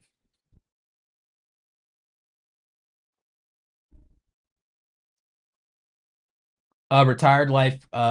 Mexico says, where did you say you learned about how to do vertical live streams? Oh, I mean, I already knew how to do vertical live streams because I've been doing them on Periscope, Meerkat, and Facebook Live before it became a thing on YouTube and TikTok and so on. So I already knew how to do it and I already have tools. But Doug Hewson, if you go to his YouTube channel, has some really good information on that. So we reviewed his channel. You can go to Doug Hewson. He's in the chat. He's one of the mods. He can direct you to his tutorials around that.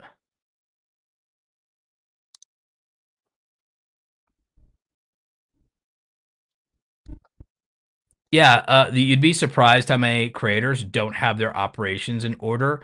Um, and it kind of wrecks a lot of their life. That's why they don't have any boundaries. They don't have work-life boundaries. They're overwhelmed, they're overworked, they're emotionally exhausted all the time, and it's because their systems are a mess and they don't have their operations in place. They don't know how to get help. They don't know how to hire. There's just so many things wrong in their systems and operations that it's a lot, and I'm not surprised. I'm surprised that some of them manage for as long as they do, to be honest with you, in a lot of those cases, because um it really messes with them. When people get that stuff fixed, though, a lot of them get healthy. They get into like some of the best shape of their lives. They get time back. Their family is much happier, that they're not so overburdened. When you can get a lot of these things fixed, you'd be shocked at how important it can be. So, yeah. All right. So next review up is we got Deca, aka Yu-Gi-Oh Boy. Spoiler, I actually used to play Yu-Gi-Oh in the beginning back in the 2000s. OG Legend of Blue Eyes. So I actually know the niche. I'm also platinum tier 2 in Master Duel when I actually make time to play. I don't play a lot. I don't have a lot of time for it, but when I can't sleep, I get in some Master Duel plays and I mollywop people and get myself up to platinum tier. Haven't got myself up to mythic tier, but I probably can if I actually try. So I actually know the niche. So for videos here, here's the good news. Your thumbnails are actually pretty good. Um, they're actually very good. But you should watch a couple of channels. Like you should watch if you haven't, you probably are watching Super Unlucky. You're probably watching Team APS C, and you're probably yeah, it's Team APS. You're probably watching Team APS. You're probably watching Team Samurai, and you're probably watching CMO. So I would say if you're watching those, then you're probably in good shape. I'm seeing here though that I don't see a lot of content here around you did like one video. Well, no, that's not true. You did a couple of videos on Blue Eyes, but I don't see like um a deck build here for pure Blue Eyes, and I don't see a deck build here around the isn't it the Blue Eyes Ultimate Spirit Dragon, and that's like very popular in the meta right now, as well as the it's not the Silver Eyes, but there's a Blue Eyes Synchro monster right now, and I'm spacing on its name, but I would definitely do that. You were smart to do a video on the Exodia engine, um, because that's really popular in the meta right now. The Primites was a good one to go in and like, okay, best engine to play Blue Eyes White Dragon with the focus on Spirit Dragon. That's why that video did well. So here's the thing. I think that there are videos that can pop. I think almost every video on your channel is evergreen. Your thumbnails, I believe it or not, you're gonna be one of the few people who get a 5 out of 5 and a 4 out of 5 from me on almost every one of your thumbnails. So that's not a problem. Your titles are fine because I understand the niche. Your biggest thing is topics and timing, and I think that you need to um, really be able to pump content around new seasons in the meta. And I think that also, I think that your real good series that you could make is easily summoning um certain high level monsters. So I think for you that it's going to be like easily summon Dragoon was smart. Easily summon Dragoon and Magia together. That was a really smart one. Easily summon Dragoon, Magia, and Buster Blader together. That was a smart one. But I think easily summon for these individually would be really smart. Um, I think that people would care about that. So yeah, your channel's off to a really strong start for how it's growing right now with 41 videos.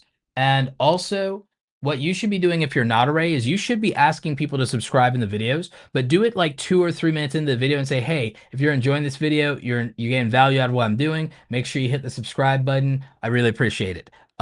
Or hey, make sure you hit the subscribe video to not miss another video from me. If you're an OG Yu-Gi-Oh head, you gotta hit subscribe. Then people realize there's a reason to subscribe, and there's also maybe identity validation in the, oh yeah, that's me. I'm gonna subscribe because that's me. So you have to verbally do a call out for subscribe. It's not enough to expect people to do it. I know big YouTubers like to say, oh, you don't have to ask people to subscribe. They get it. No, they don't. People do what they're told. So tell them to subscribe. So I would do that here. I think the channel is strong. I think you have one of the strongest foundations for a channel that I've seen in a long time. This channel has very strong bones, and I think that it'll do well over time. I think the key to this one is really pumping out the content. I really do. I think that at 100 videos deep, there's no way this channel doesn't basically hit monetization requirements. Once you do 100 long form videos, for sure. And again, I think the easily summon is the key to a lot of this. And I think focusing on things that are definitely popular in the game meta are going to be key. I also think, though, if you evaluate um, the what do they call them? The packs and the gifts that they're doing in game right now. If you evaluate those and go, oh, what's worth it? And if you do some of that, people could end up watching those. I could see that being something that happens. I think the deck profiles are really strong. I think doing a ranking video of the best decks ranking, doing a ranking video of the best decks per season is probably a good thing that you could do. So yeah, so those would be my suggestions for this one. So Deca, Yu-Gi-Oh Boy, that's what I've got for you. What do you guys think in the chat? I know this one is very, very niche, and if you are not a Yu-Gi-Oh player or a fan of the anime, you can't follow along as easily. especially if you're not a Master Duel player. But this one is, I mean, I'm the only YouTube coach that actually would know this, to be honest with you. I'm the only YouTube coach that would know this particular game, both in the TCG card game and the online massive multiplayer card game with Master Duel. And I'm the only one who deeply watched the original anime, both subbed and dubbed. I'm the only YouTube coach who could have properly reviewed this channel, to be honest. Um, but anyway, what do you guys think? Do you agree with me? Do you disagree with me about my suggestions here? Let me know in the comments if you're watching the replay. Let me know in the live stream. Let me know if you're watching the live stream. Let me know in the chat.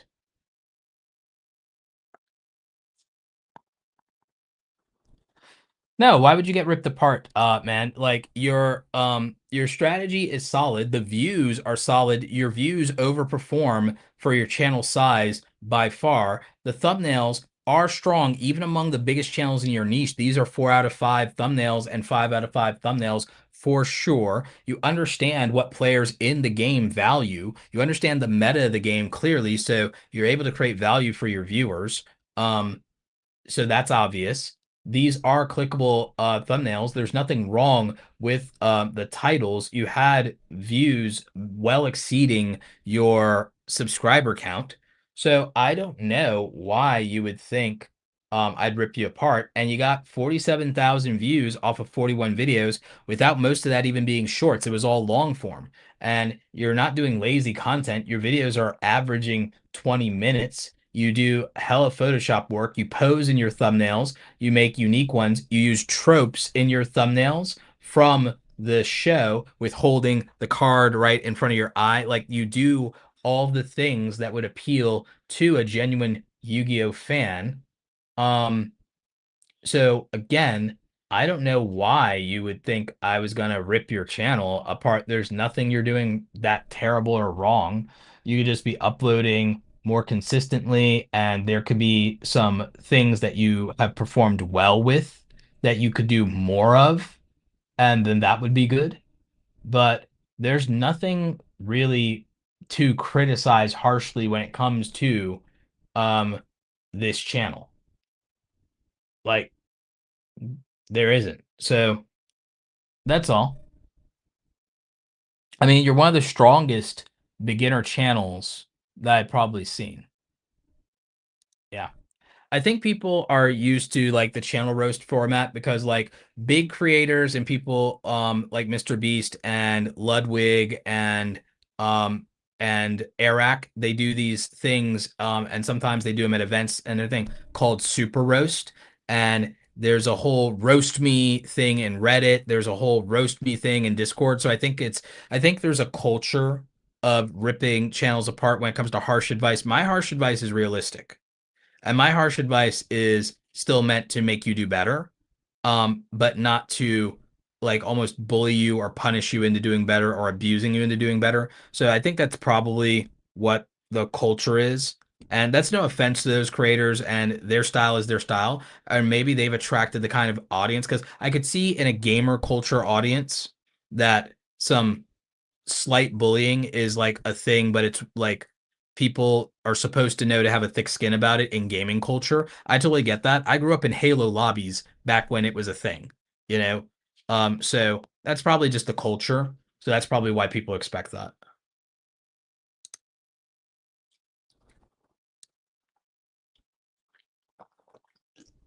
Yeah, but I'm probably the only YouTube coach that would actually know like what this channel was really about and have any meta context on it.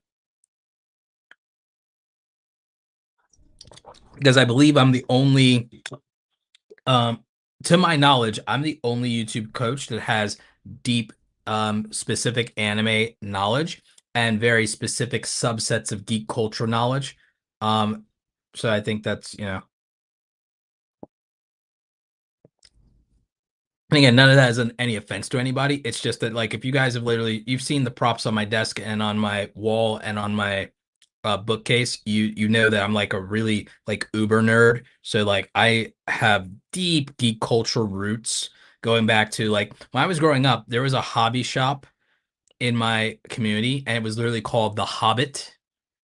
after the book by J.R. Tolkien, The Hobbit, which is a prequel to Lord of the Rings. I literally might be the only YouTube coach and educator that knows Warhammer lore and Warhammer 40K lore, and understands. If you said the Imperium of Man, I know what that is. If you say the Chaos Gods, I know what that is. I'm probably the only one who was a Warcraft 40K tabletop player and model painter. I'm probably the only one like that. Yu-Gi-Oh, Magic the Gathering, and Pokemon, probably the only one. um some D&D. So like when I say I have like deep geek culture lore, I mean, and then I literally know absurd levels of anime and manga lore. I'm probably the only YouTube educator that knows what a mangaka is and knows beyond Akira Toriyama, who you could say like, well, who's a big creator in like, anime and one of the OGs, Ken Akamatsu. I'm probably the only one who knows who Ken Akamatsu is. Famous mangaka from the like 80s and 90s, who eventually became a politician in Japan, if I'm not mistaken. Which is really interesting. I know who Oda is. I know who Kishimoto is, Watanabe. So I would know those things. And I'm probably the only one. Probably the only one you could pick that would know that.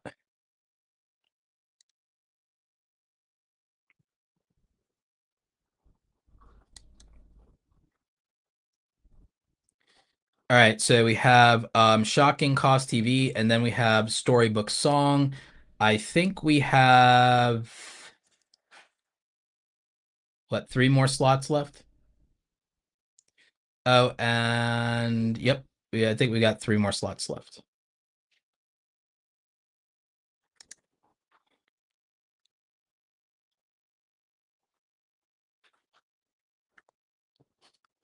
So we have Shocking Cost TV, anime, gaming, pop culture, Unreal Tech meets real money.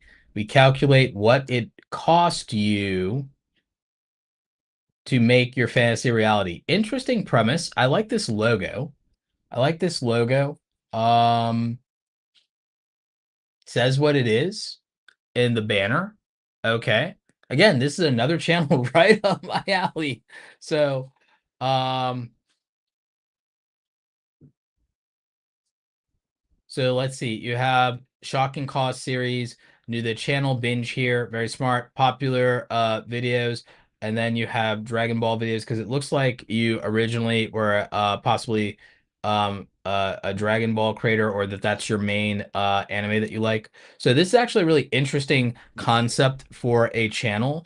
I would also study there's a channel that's called Over Analyzing Anime. You said you recently rebranded unlisted older videos that didn't fit the vision, so any gaps are from that, and you've been refining and condensed your videos into two pillars so far, with the core being your shocking cost. Excellent.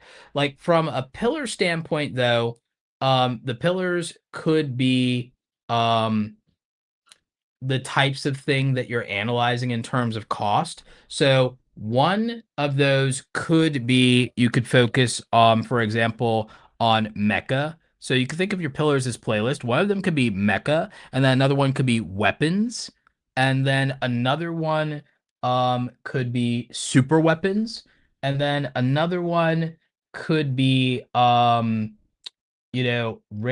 items.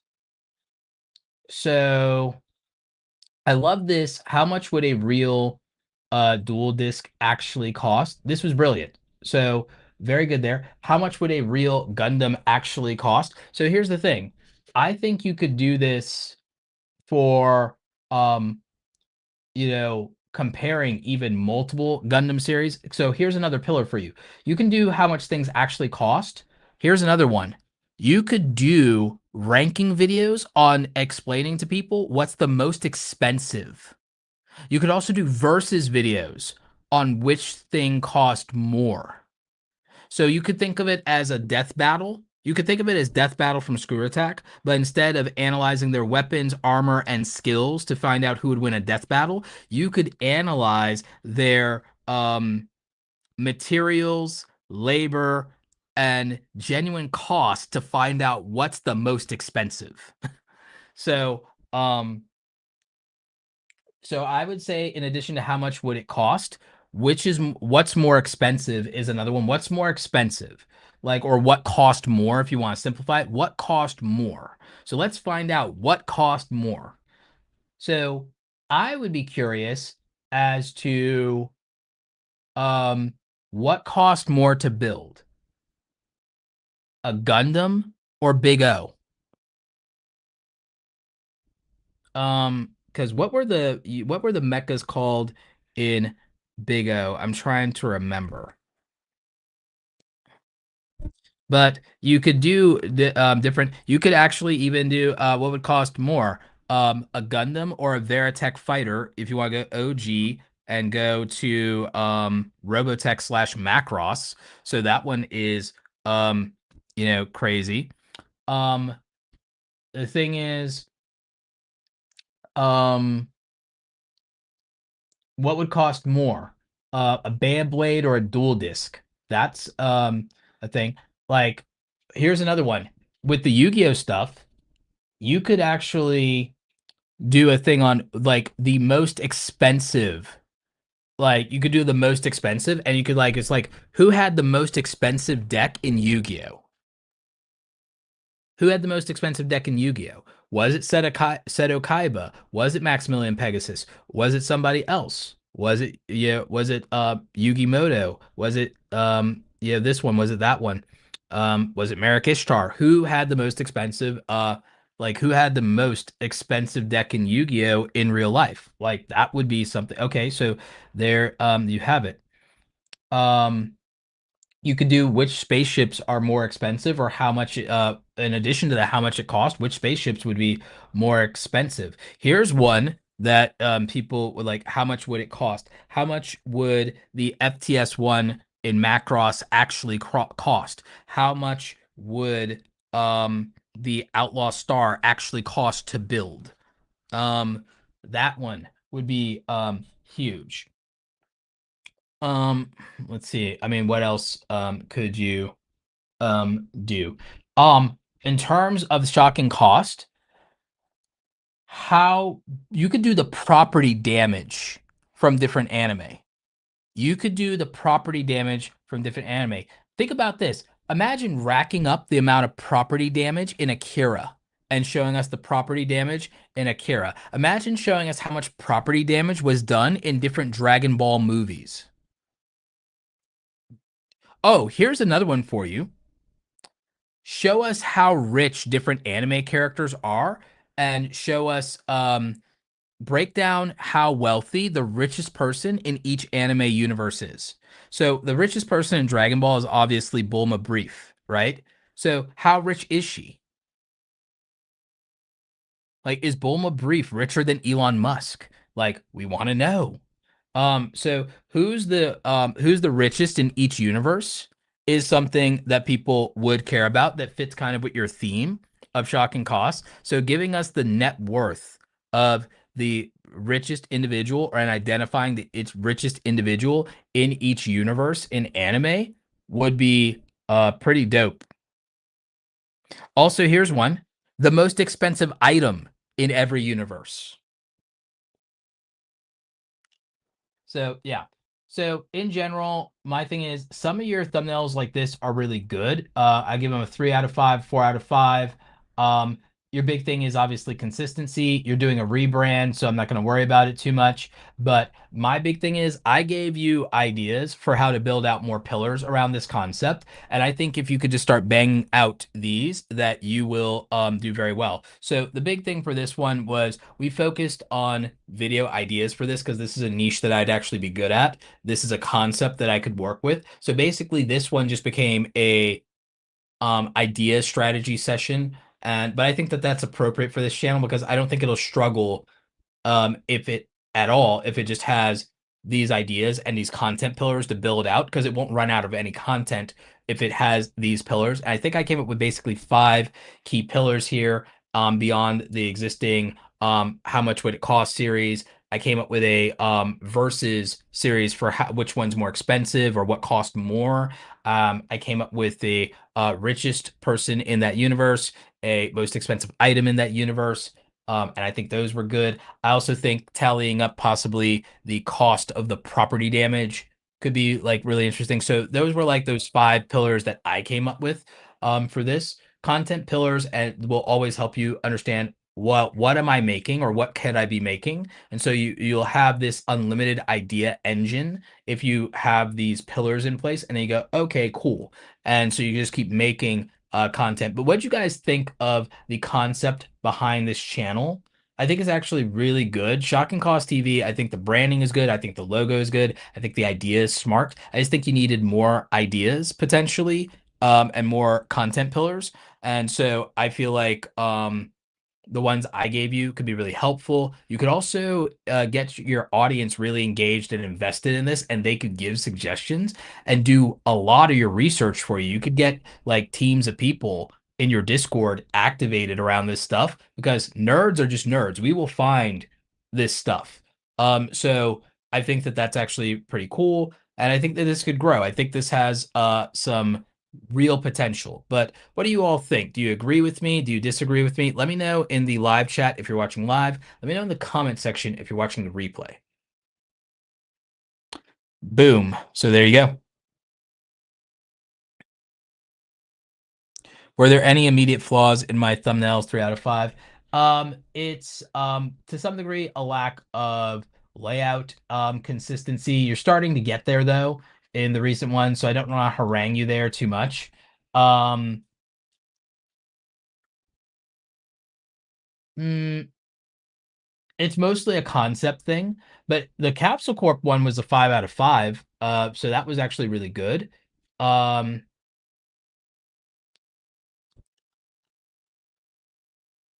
with the dual disc one, you have a bunch of the text on the right hand side, for no real reason, and it hits the timestamp, so I don't love that. So it's little things like that, man. No big.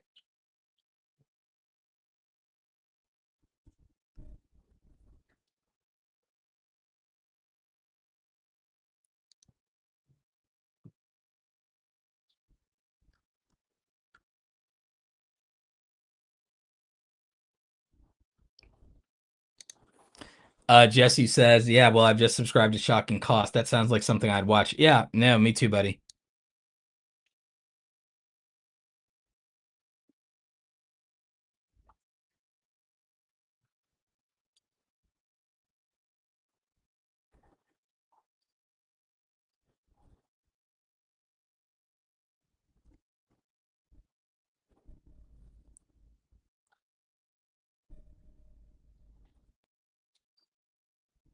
All right, so we've got Storybooksong. This is an interesting type of channel, so we're gonna check that out next.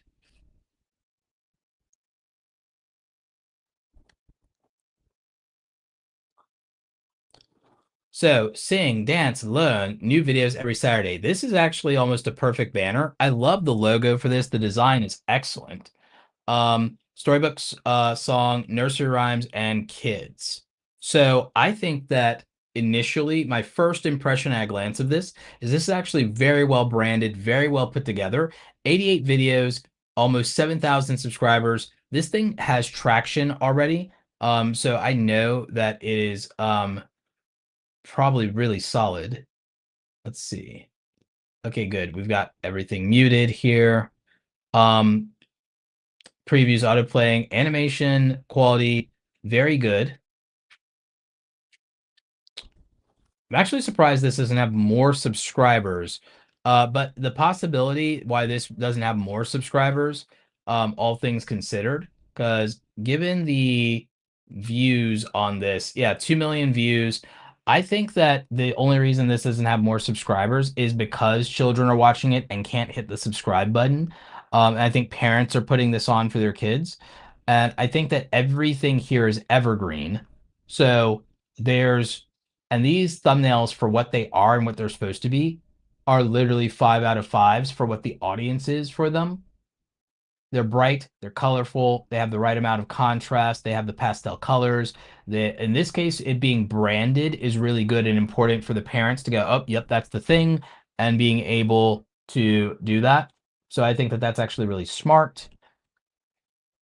Every Saturday, so there's a good uploading cadence. It looks like you guys missed a week, but don't beat yourself up about that. The views will stack over time. Let's reverse engineer the most popular here. So the most popular were obviously traditional nursery rhymes that would be in public domain. Don't be afraid to do more versions of these public domain songs since they're the most popular, and being able to take advantage of that. Also, even if they are from a year or two ago, don't be afraid to do an updated version or a remixed version or just do another one. Also, for nursery rhymes like this, here's a hack for you. Do loops of these things that are 1 hour long or 2 hours long so that parents can put them on for their kids for a trip in the car instead of having to watch them one video at a time. You'd be surprised by creating that as like a watch time hack of creating a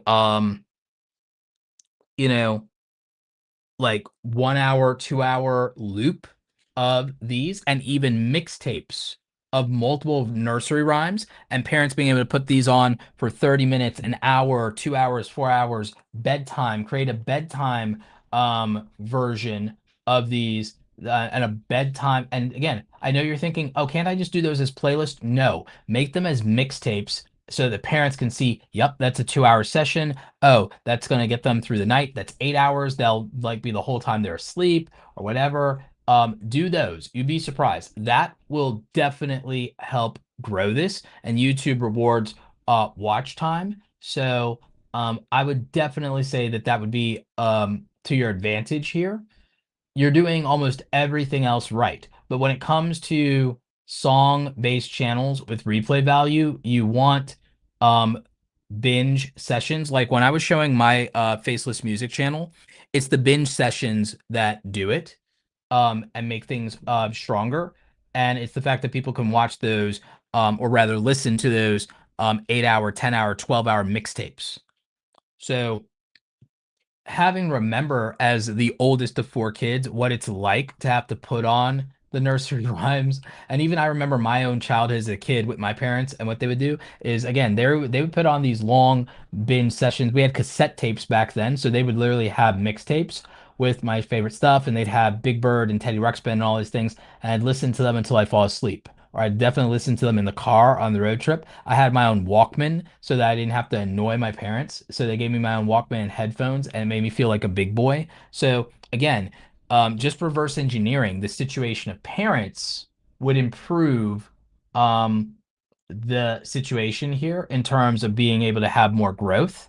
But that also allow you to increase the cadence. Also, it allow you to have people just put this on the television and have it stay on your channel for a very long time, because parents will put this on a smart TV. So that's the key here. So I think that that is what will make all of this stronger. I think this is off to a very strong and healthy overall launch for the channel, and that you've been able to get it consistent. I know you started the channel a long time ago, but now is when it's consistent, and that's what's paying off here. And you've got some great outlier views. You need to just tap into some of these things a little bit more. And again, the strategy that I'm proposing lets you get out the and repurpose the content you already have beyond your new Saturday uploads. So this will allow you to take advantage of your existing inventory. And the good news for you is I actually have a music channel, so I know how this works. Other thing is, with the mixtape slash albums, if you're doing this as a music channel, you can release those on music platforms as well and get a little bit more mileage out of your distribution.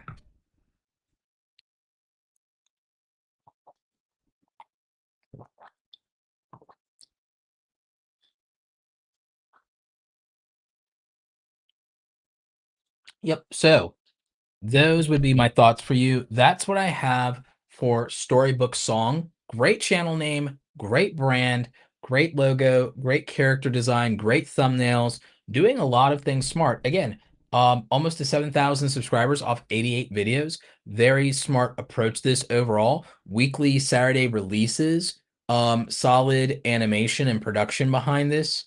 I think this is a winner. I think this is a winner. I think it has growth potential. My thing is create the bingeability, build in the bingeability, reverse engineer the needs and problems and preferences of parents. And if you reverse engineer the needs, problems, preferences, and priorities of parents, that's a win for you here. So that would be what I have to say about that one. But what do you guys think? If you're watching the replay, do you agree with me? Let me know in the comment section. Would you do anything differently? If you have any thoughts and you're watching live, let me know in the chat. Boom. There you go. Yeah, I'd say that's worth the price of admission for sure.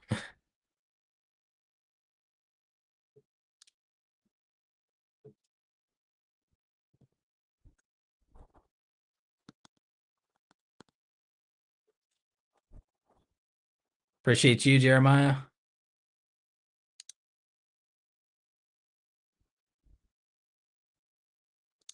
2.8 million views. Yeah, very strong.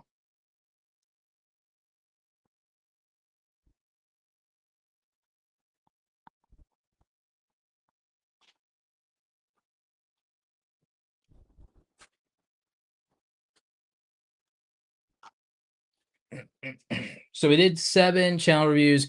We have 3 more slots here. We might call it an early night though. That we're 2 hours in. So if we don't have another one come through soon in terms of a channel review, we might call it an early night.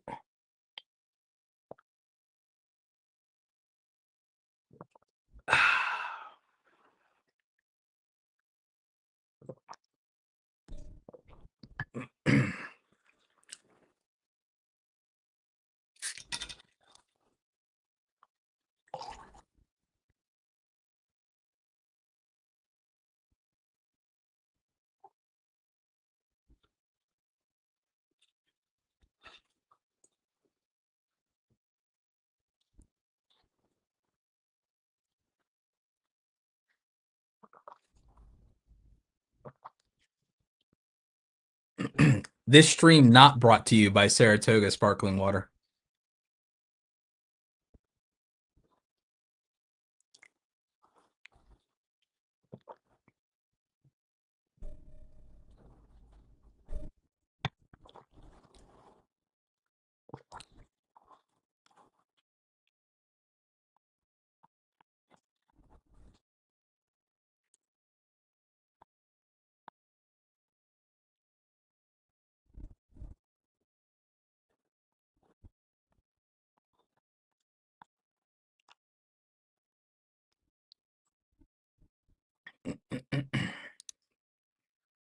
Yeah, no problem. Appreciate y'all.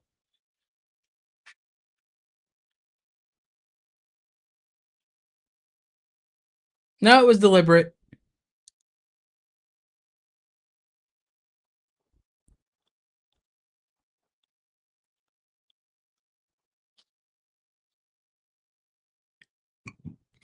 Yeah, for kids' channels, I typically expect lower sub counts because the kids don't know any better. They don't know, excuse me, how to subscribe. Sometimes the parents don't even know how to say, "Hey, I need to subscribe to this." So, for kids' channels, not surprising that the disproportionate ratio of views versus subscribers there.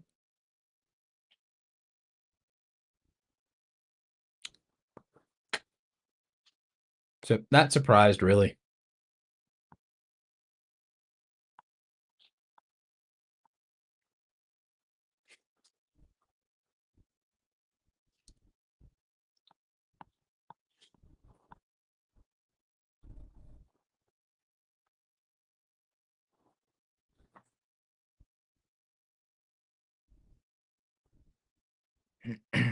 So Cato TV says, question, Roberto, I host a podcast on my channel that starts with a 5-minute countdown as an intro. When my podcast is done, should I cut out the 5-minute intro? Yes.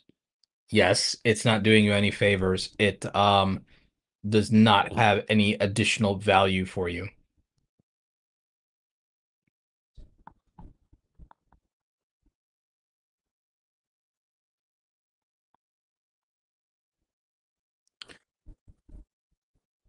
Oh, excuse me. Yeah. No, I actually am pretty tired. So I think even though we did 7 channel reviews, if there are no more, we're doing last call, last round. If there are no more, I'll take questions from the chat until I'm done hydrating with this water. When I'm out of Saratoga sparkling water, then it's over. So it's closing time. So it's closing time. So here is the last of my Saratoga sparkling water. You have until the DuckTales glass is empty to get in any final questions or channel review request.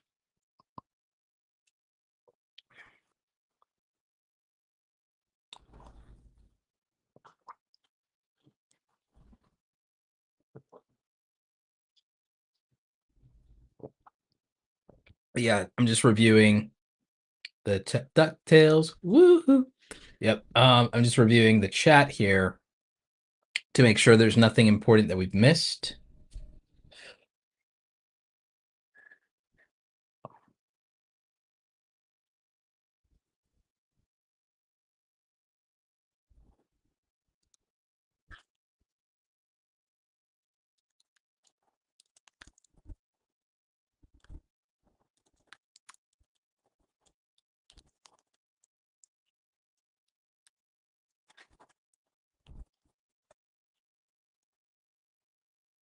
Chat on the road says, thanks for another good show tonight. This birthday boy is off to bed. Yeah, thanks. Appreciate you, Chad. Happy birthday. Okay, what are we drinking? Saratoga sparkling water. That's what we got here. It's actually surprisingly good. I literally got it for the meme, but it's actually pretty good.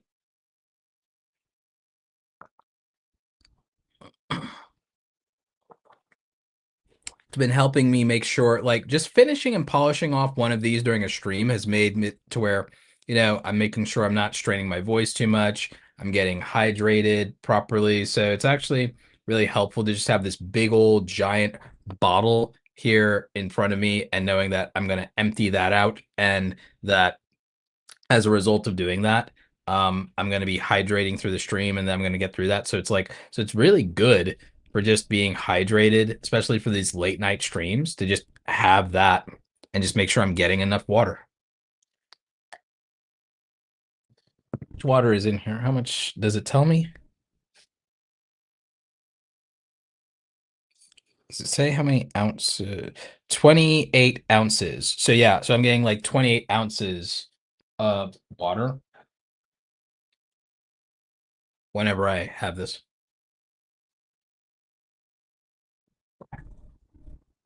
So I think that's pretty good.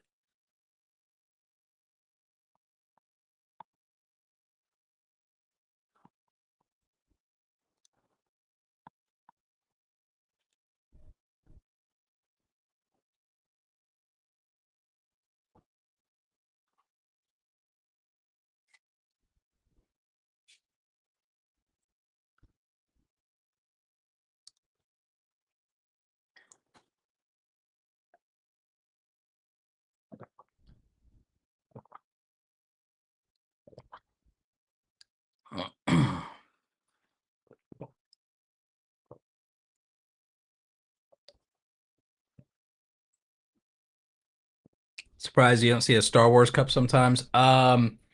Most of my Star Wars stuff is in the basement. I have a decanter that has my scotch in it, and it's a Stormtrooper decanter that my sister bought me, and that has my scotch. So that's in the library. So that's in my library study. You guys have seen the photos of my library in the basement over on X. And so I have the Star Wars decanter there.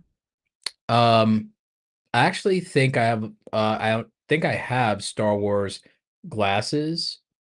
Um, I think I used to have a Revenge of the Sith glass somewhere.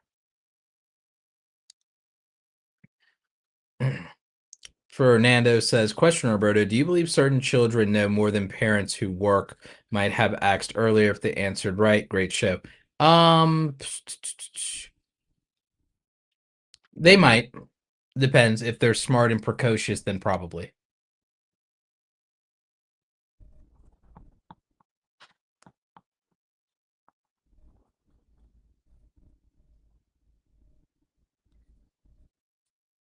Yep. My best friend's birthday is coming up right around the corner here. So I ordered her a theatrical movie size poster, 24 by 36 Revenge of the Sith theatrical release poster.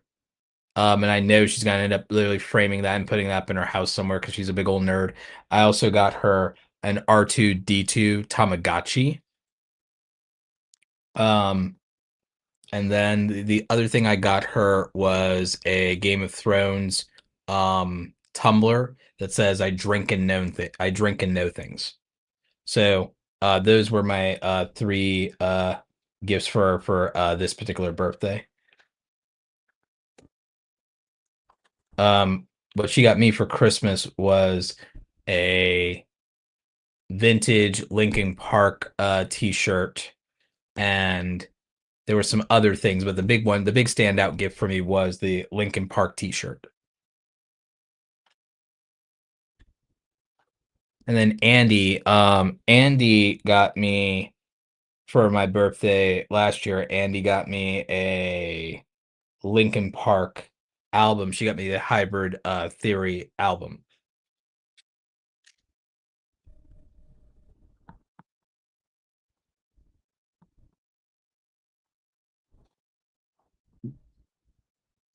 Yeah, I bought myself the 20th anniversary edition of the Hybrid Theory album with all the bonuses and the cassette tracks, the vinyls. I have a record player in my library as well. So I have a record player, and sometimes I'll break that out or my brother will break that out. I have a 20th anniversary edition of Evanescence's premiere album as well. So I have that. Yep, rest in peace to Chester. Absolutely. Um, so I have that.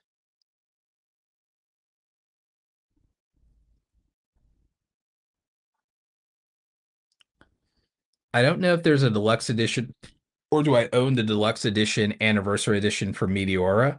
Um, I may or may not. I don't remember now. And then I don't know if there is a um anniversary edition for Reanimation. Because that's the anniversary edition.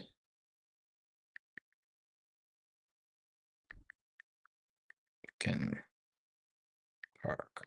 Like, yeah, if there's one for Reanimation, I definitely need to have that one.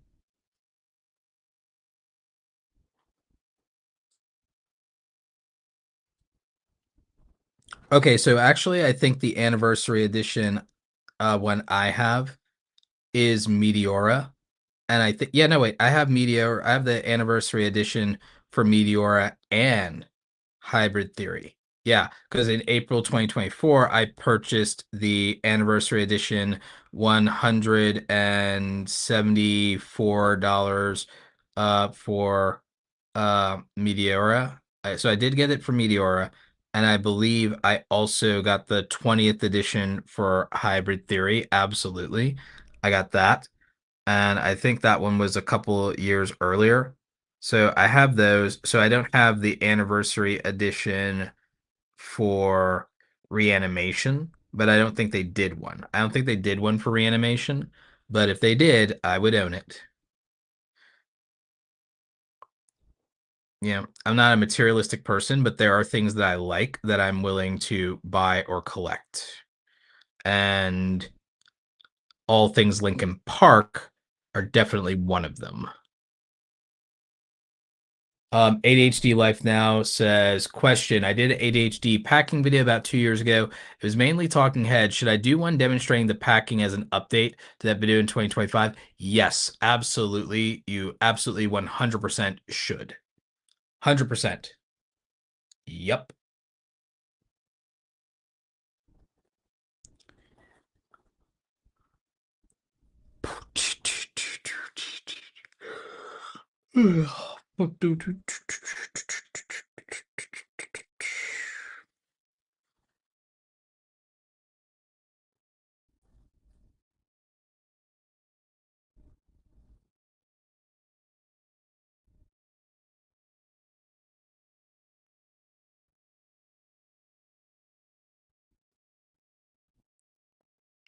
But yeah.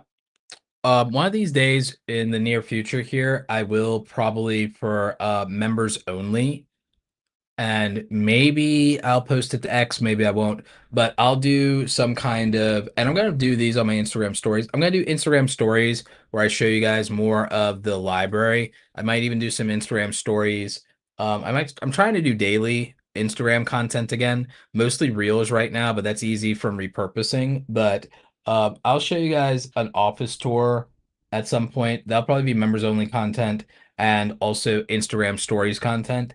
And then also, I'm going to do one of the art studio in the basement. I just have to clean up a little bit more. And definitely the library, which doesn't really require any cleanup right now. And so I think that'd be dope.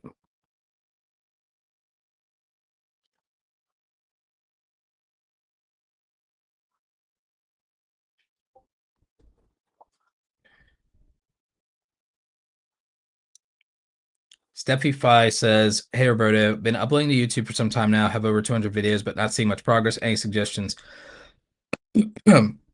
Focusing on repackaging the titles and thumbnails, not only for existing videos, but prioritize it for new videos. Packaging decides views, and make sure you're asking for the subscribe 2 to 3 minutes into the video after creating value.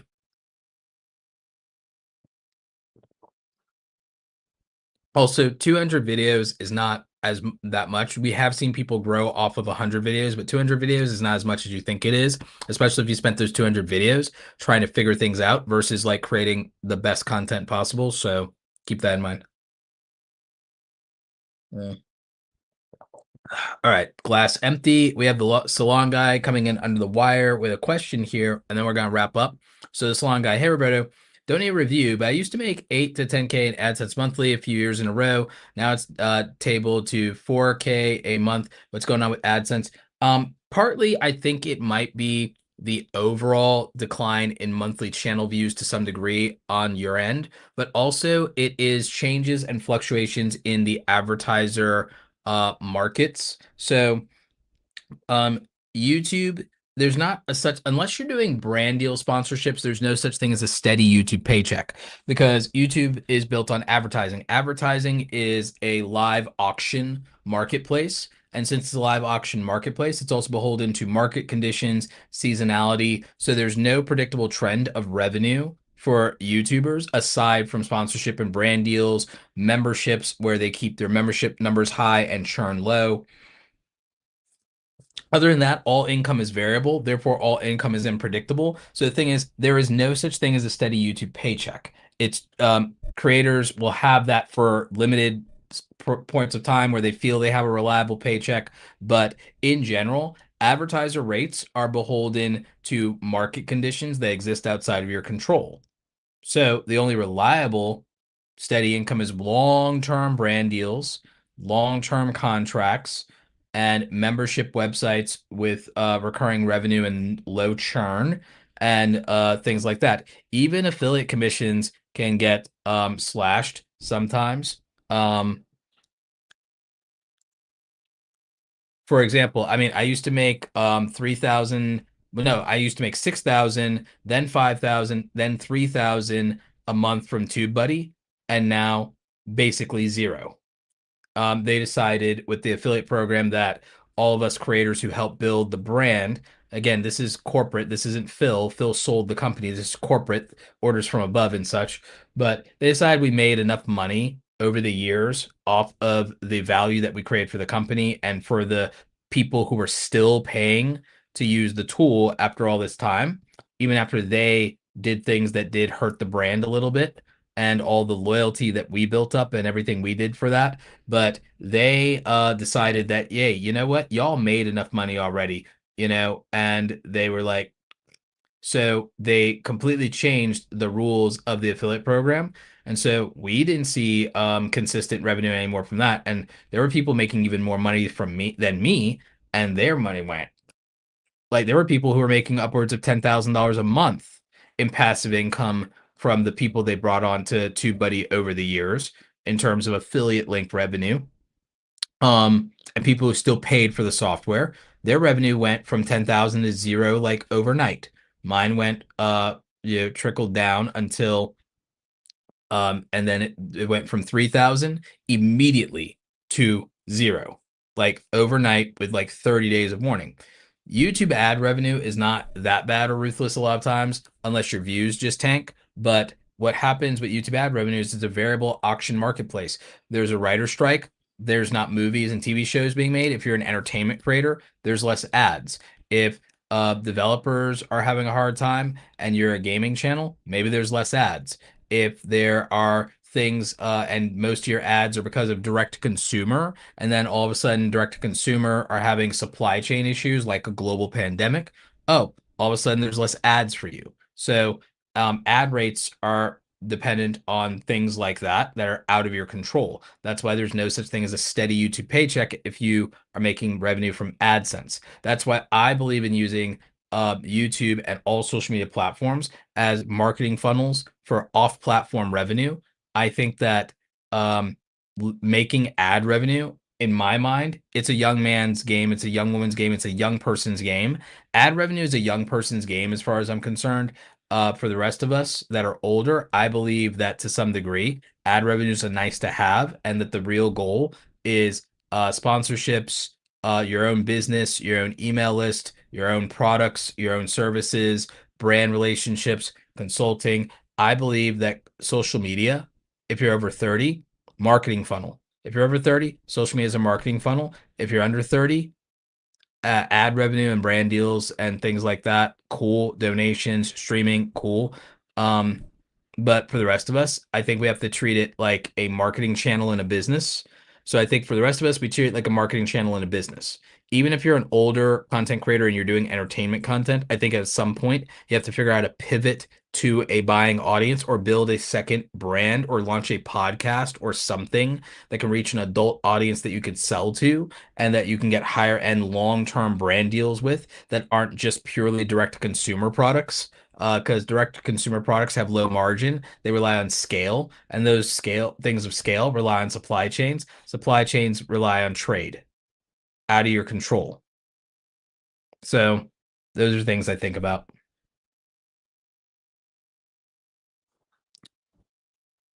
But yeah, so that's going to be it for tonight, you guys. Um, make sure that you come back next Wednesday for another Wednesday workshop. We're going to be doing week 10, I believe, out of 12. And you want to watch the replays of those, stay tuned. Also, if you haven't seen my newest video is what I would do if I was starting on YouTube today in 2025. The feedback on that has been great. I really appreciate it. The comments have been really good. The video is one of those slow burns. It's off to a slow start, but the click-through rate on it has been solid. The average view duration on it is solid. Every comment on it has been lovely. And I think it's one of the better videos in terms of strategy that I've made. So I feel like it's a strong video. Would love for you guys to support and watch that. It's the latest video on the channel. Also, if you guys want to check it out, make sure you get the book, Create Something Awesome, How Creators Are Profiting from Their Passion in the Creator Economy. Get that everywhere books are sold. The mods have the link in the chat for you. It's also in the description. Also, again, shout out to our good friends over at oneof10.com with the best YouTube strategy tool in the land right now. It's a modern tool. They've got strong modern AI tools for this. Again, try it before you buy it. Use code AWESOME, get a 30-day free trial, see if it even helps you, see if you like it, see if you can use it. No pressure. If you do like it, or you just want to go ahead and go into it now, use code Roberto and they give you a 50% off discount. And I believe that's a lifetime discount. So make sure you're checking out our friends at oneof10.com. Thanks again for them for their support and how they sponsor content on the channel and these YouTube review live streams. So shout out to them. Make sure you guys are also checking out our free Creator Foundations course. They've got that one in the chat for you. And we also have our free Creator Foundations Discord. If you're not ready for the Awesome Creator Academy Pro Group, if you're not ready for one-on-one coaching or anything like that, check out the Discord server and check out our free Creator Foundations course if you're someone that's under 10,000 subscribers. So that's it for this one. Stay awesome. We'll catch you the next time. And as we exit tonight, in the outro, you're going to learn more about the Awesome Creator Academy Pro Group if that's something you're interested in joining. All right, guys, stay awesome. We'll catch you next time. Becoming a content creator can be a very lonely process and adventure, but it doesn't have to be. When I first got started going from 0 to 100,000 subscribers, I had to do it all by myself. I didn't have a community of like-minded and like-hearted creators to talk to or to ask for advice, and I certainly didn't have a mentor to guide me along the way. I built the Awesome Creator Academy Pro Group because when I was getting started, what would have meant the world to me is not to have to struggle alone when it comes to being a full-time content creator. If I had had a community of creators that I could talk to and share information with, I would have avoided a lot of mistakes in my early career, and there would have been opportunities with brand deals where I would have gotten a better understanding of how to negotiate, and I wouldn't have undersold myself. I wouldn't have been taken advantage of in those early situations. So in the Awesome Creator Academy Pro Group, myself and our co-instructor Andy Rivera, we meet twice a week for office hours with our creators, and we share information, we talk about how we're building our creator businesses, and we offer constructive criticism and critique on the things that we're working on for our projects. You'll be part of a community of usually around 100 like-minded creators who are taking this seriously just like you are. You'll also have all access as a pro group member to all of our past, present, and future courses, training, templates, digital downloads, and swipe files. You have full access to our creator blueprints where you'll see our systems and the frameworks that we use to execute. You know, you always fall or rise to the standard of your systems. A lot of people really underestimate how important that is. We have digital download templates that can help you so you don't have to start with a blank canvas. These done for you files are actually incredibly helpful, especially for things like your thumbnails, your media kits, and anything you need for your branding as a content creator to look professional. We have email swipe files that help you with reaching out to brands. We have great information in helping you price yourself and build your packages appropriately. And remember, as part of the pro group, you have the opportunity to ask questions from myself and all the other creators participating. And so this means that if you need to ask questions about negotiation or a brand deal, there's something you're not sure about, you're trying to find a better monetization opportunity with merch or affiliates, you have people who have done it before, who are already making money that you can reach out to for advice. As I said, when I was starting out and I was flying solo, this is the thing that I wish I'd had the opportunity to be a part of, and it would have made all the difference in the world in helping me be an even more successful content creator. If you have questions, you can always reach out via support. We're happy to help you figure out if the pro group is right for you. Also, we do have the opportunity for you to become a VIP member if you also would like quarterly one-on-one coaching with me directly. Now go out there and create something awesome today, and hopefully we'll see you in the pro group. Take care.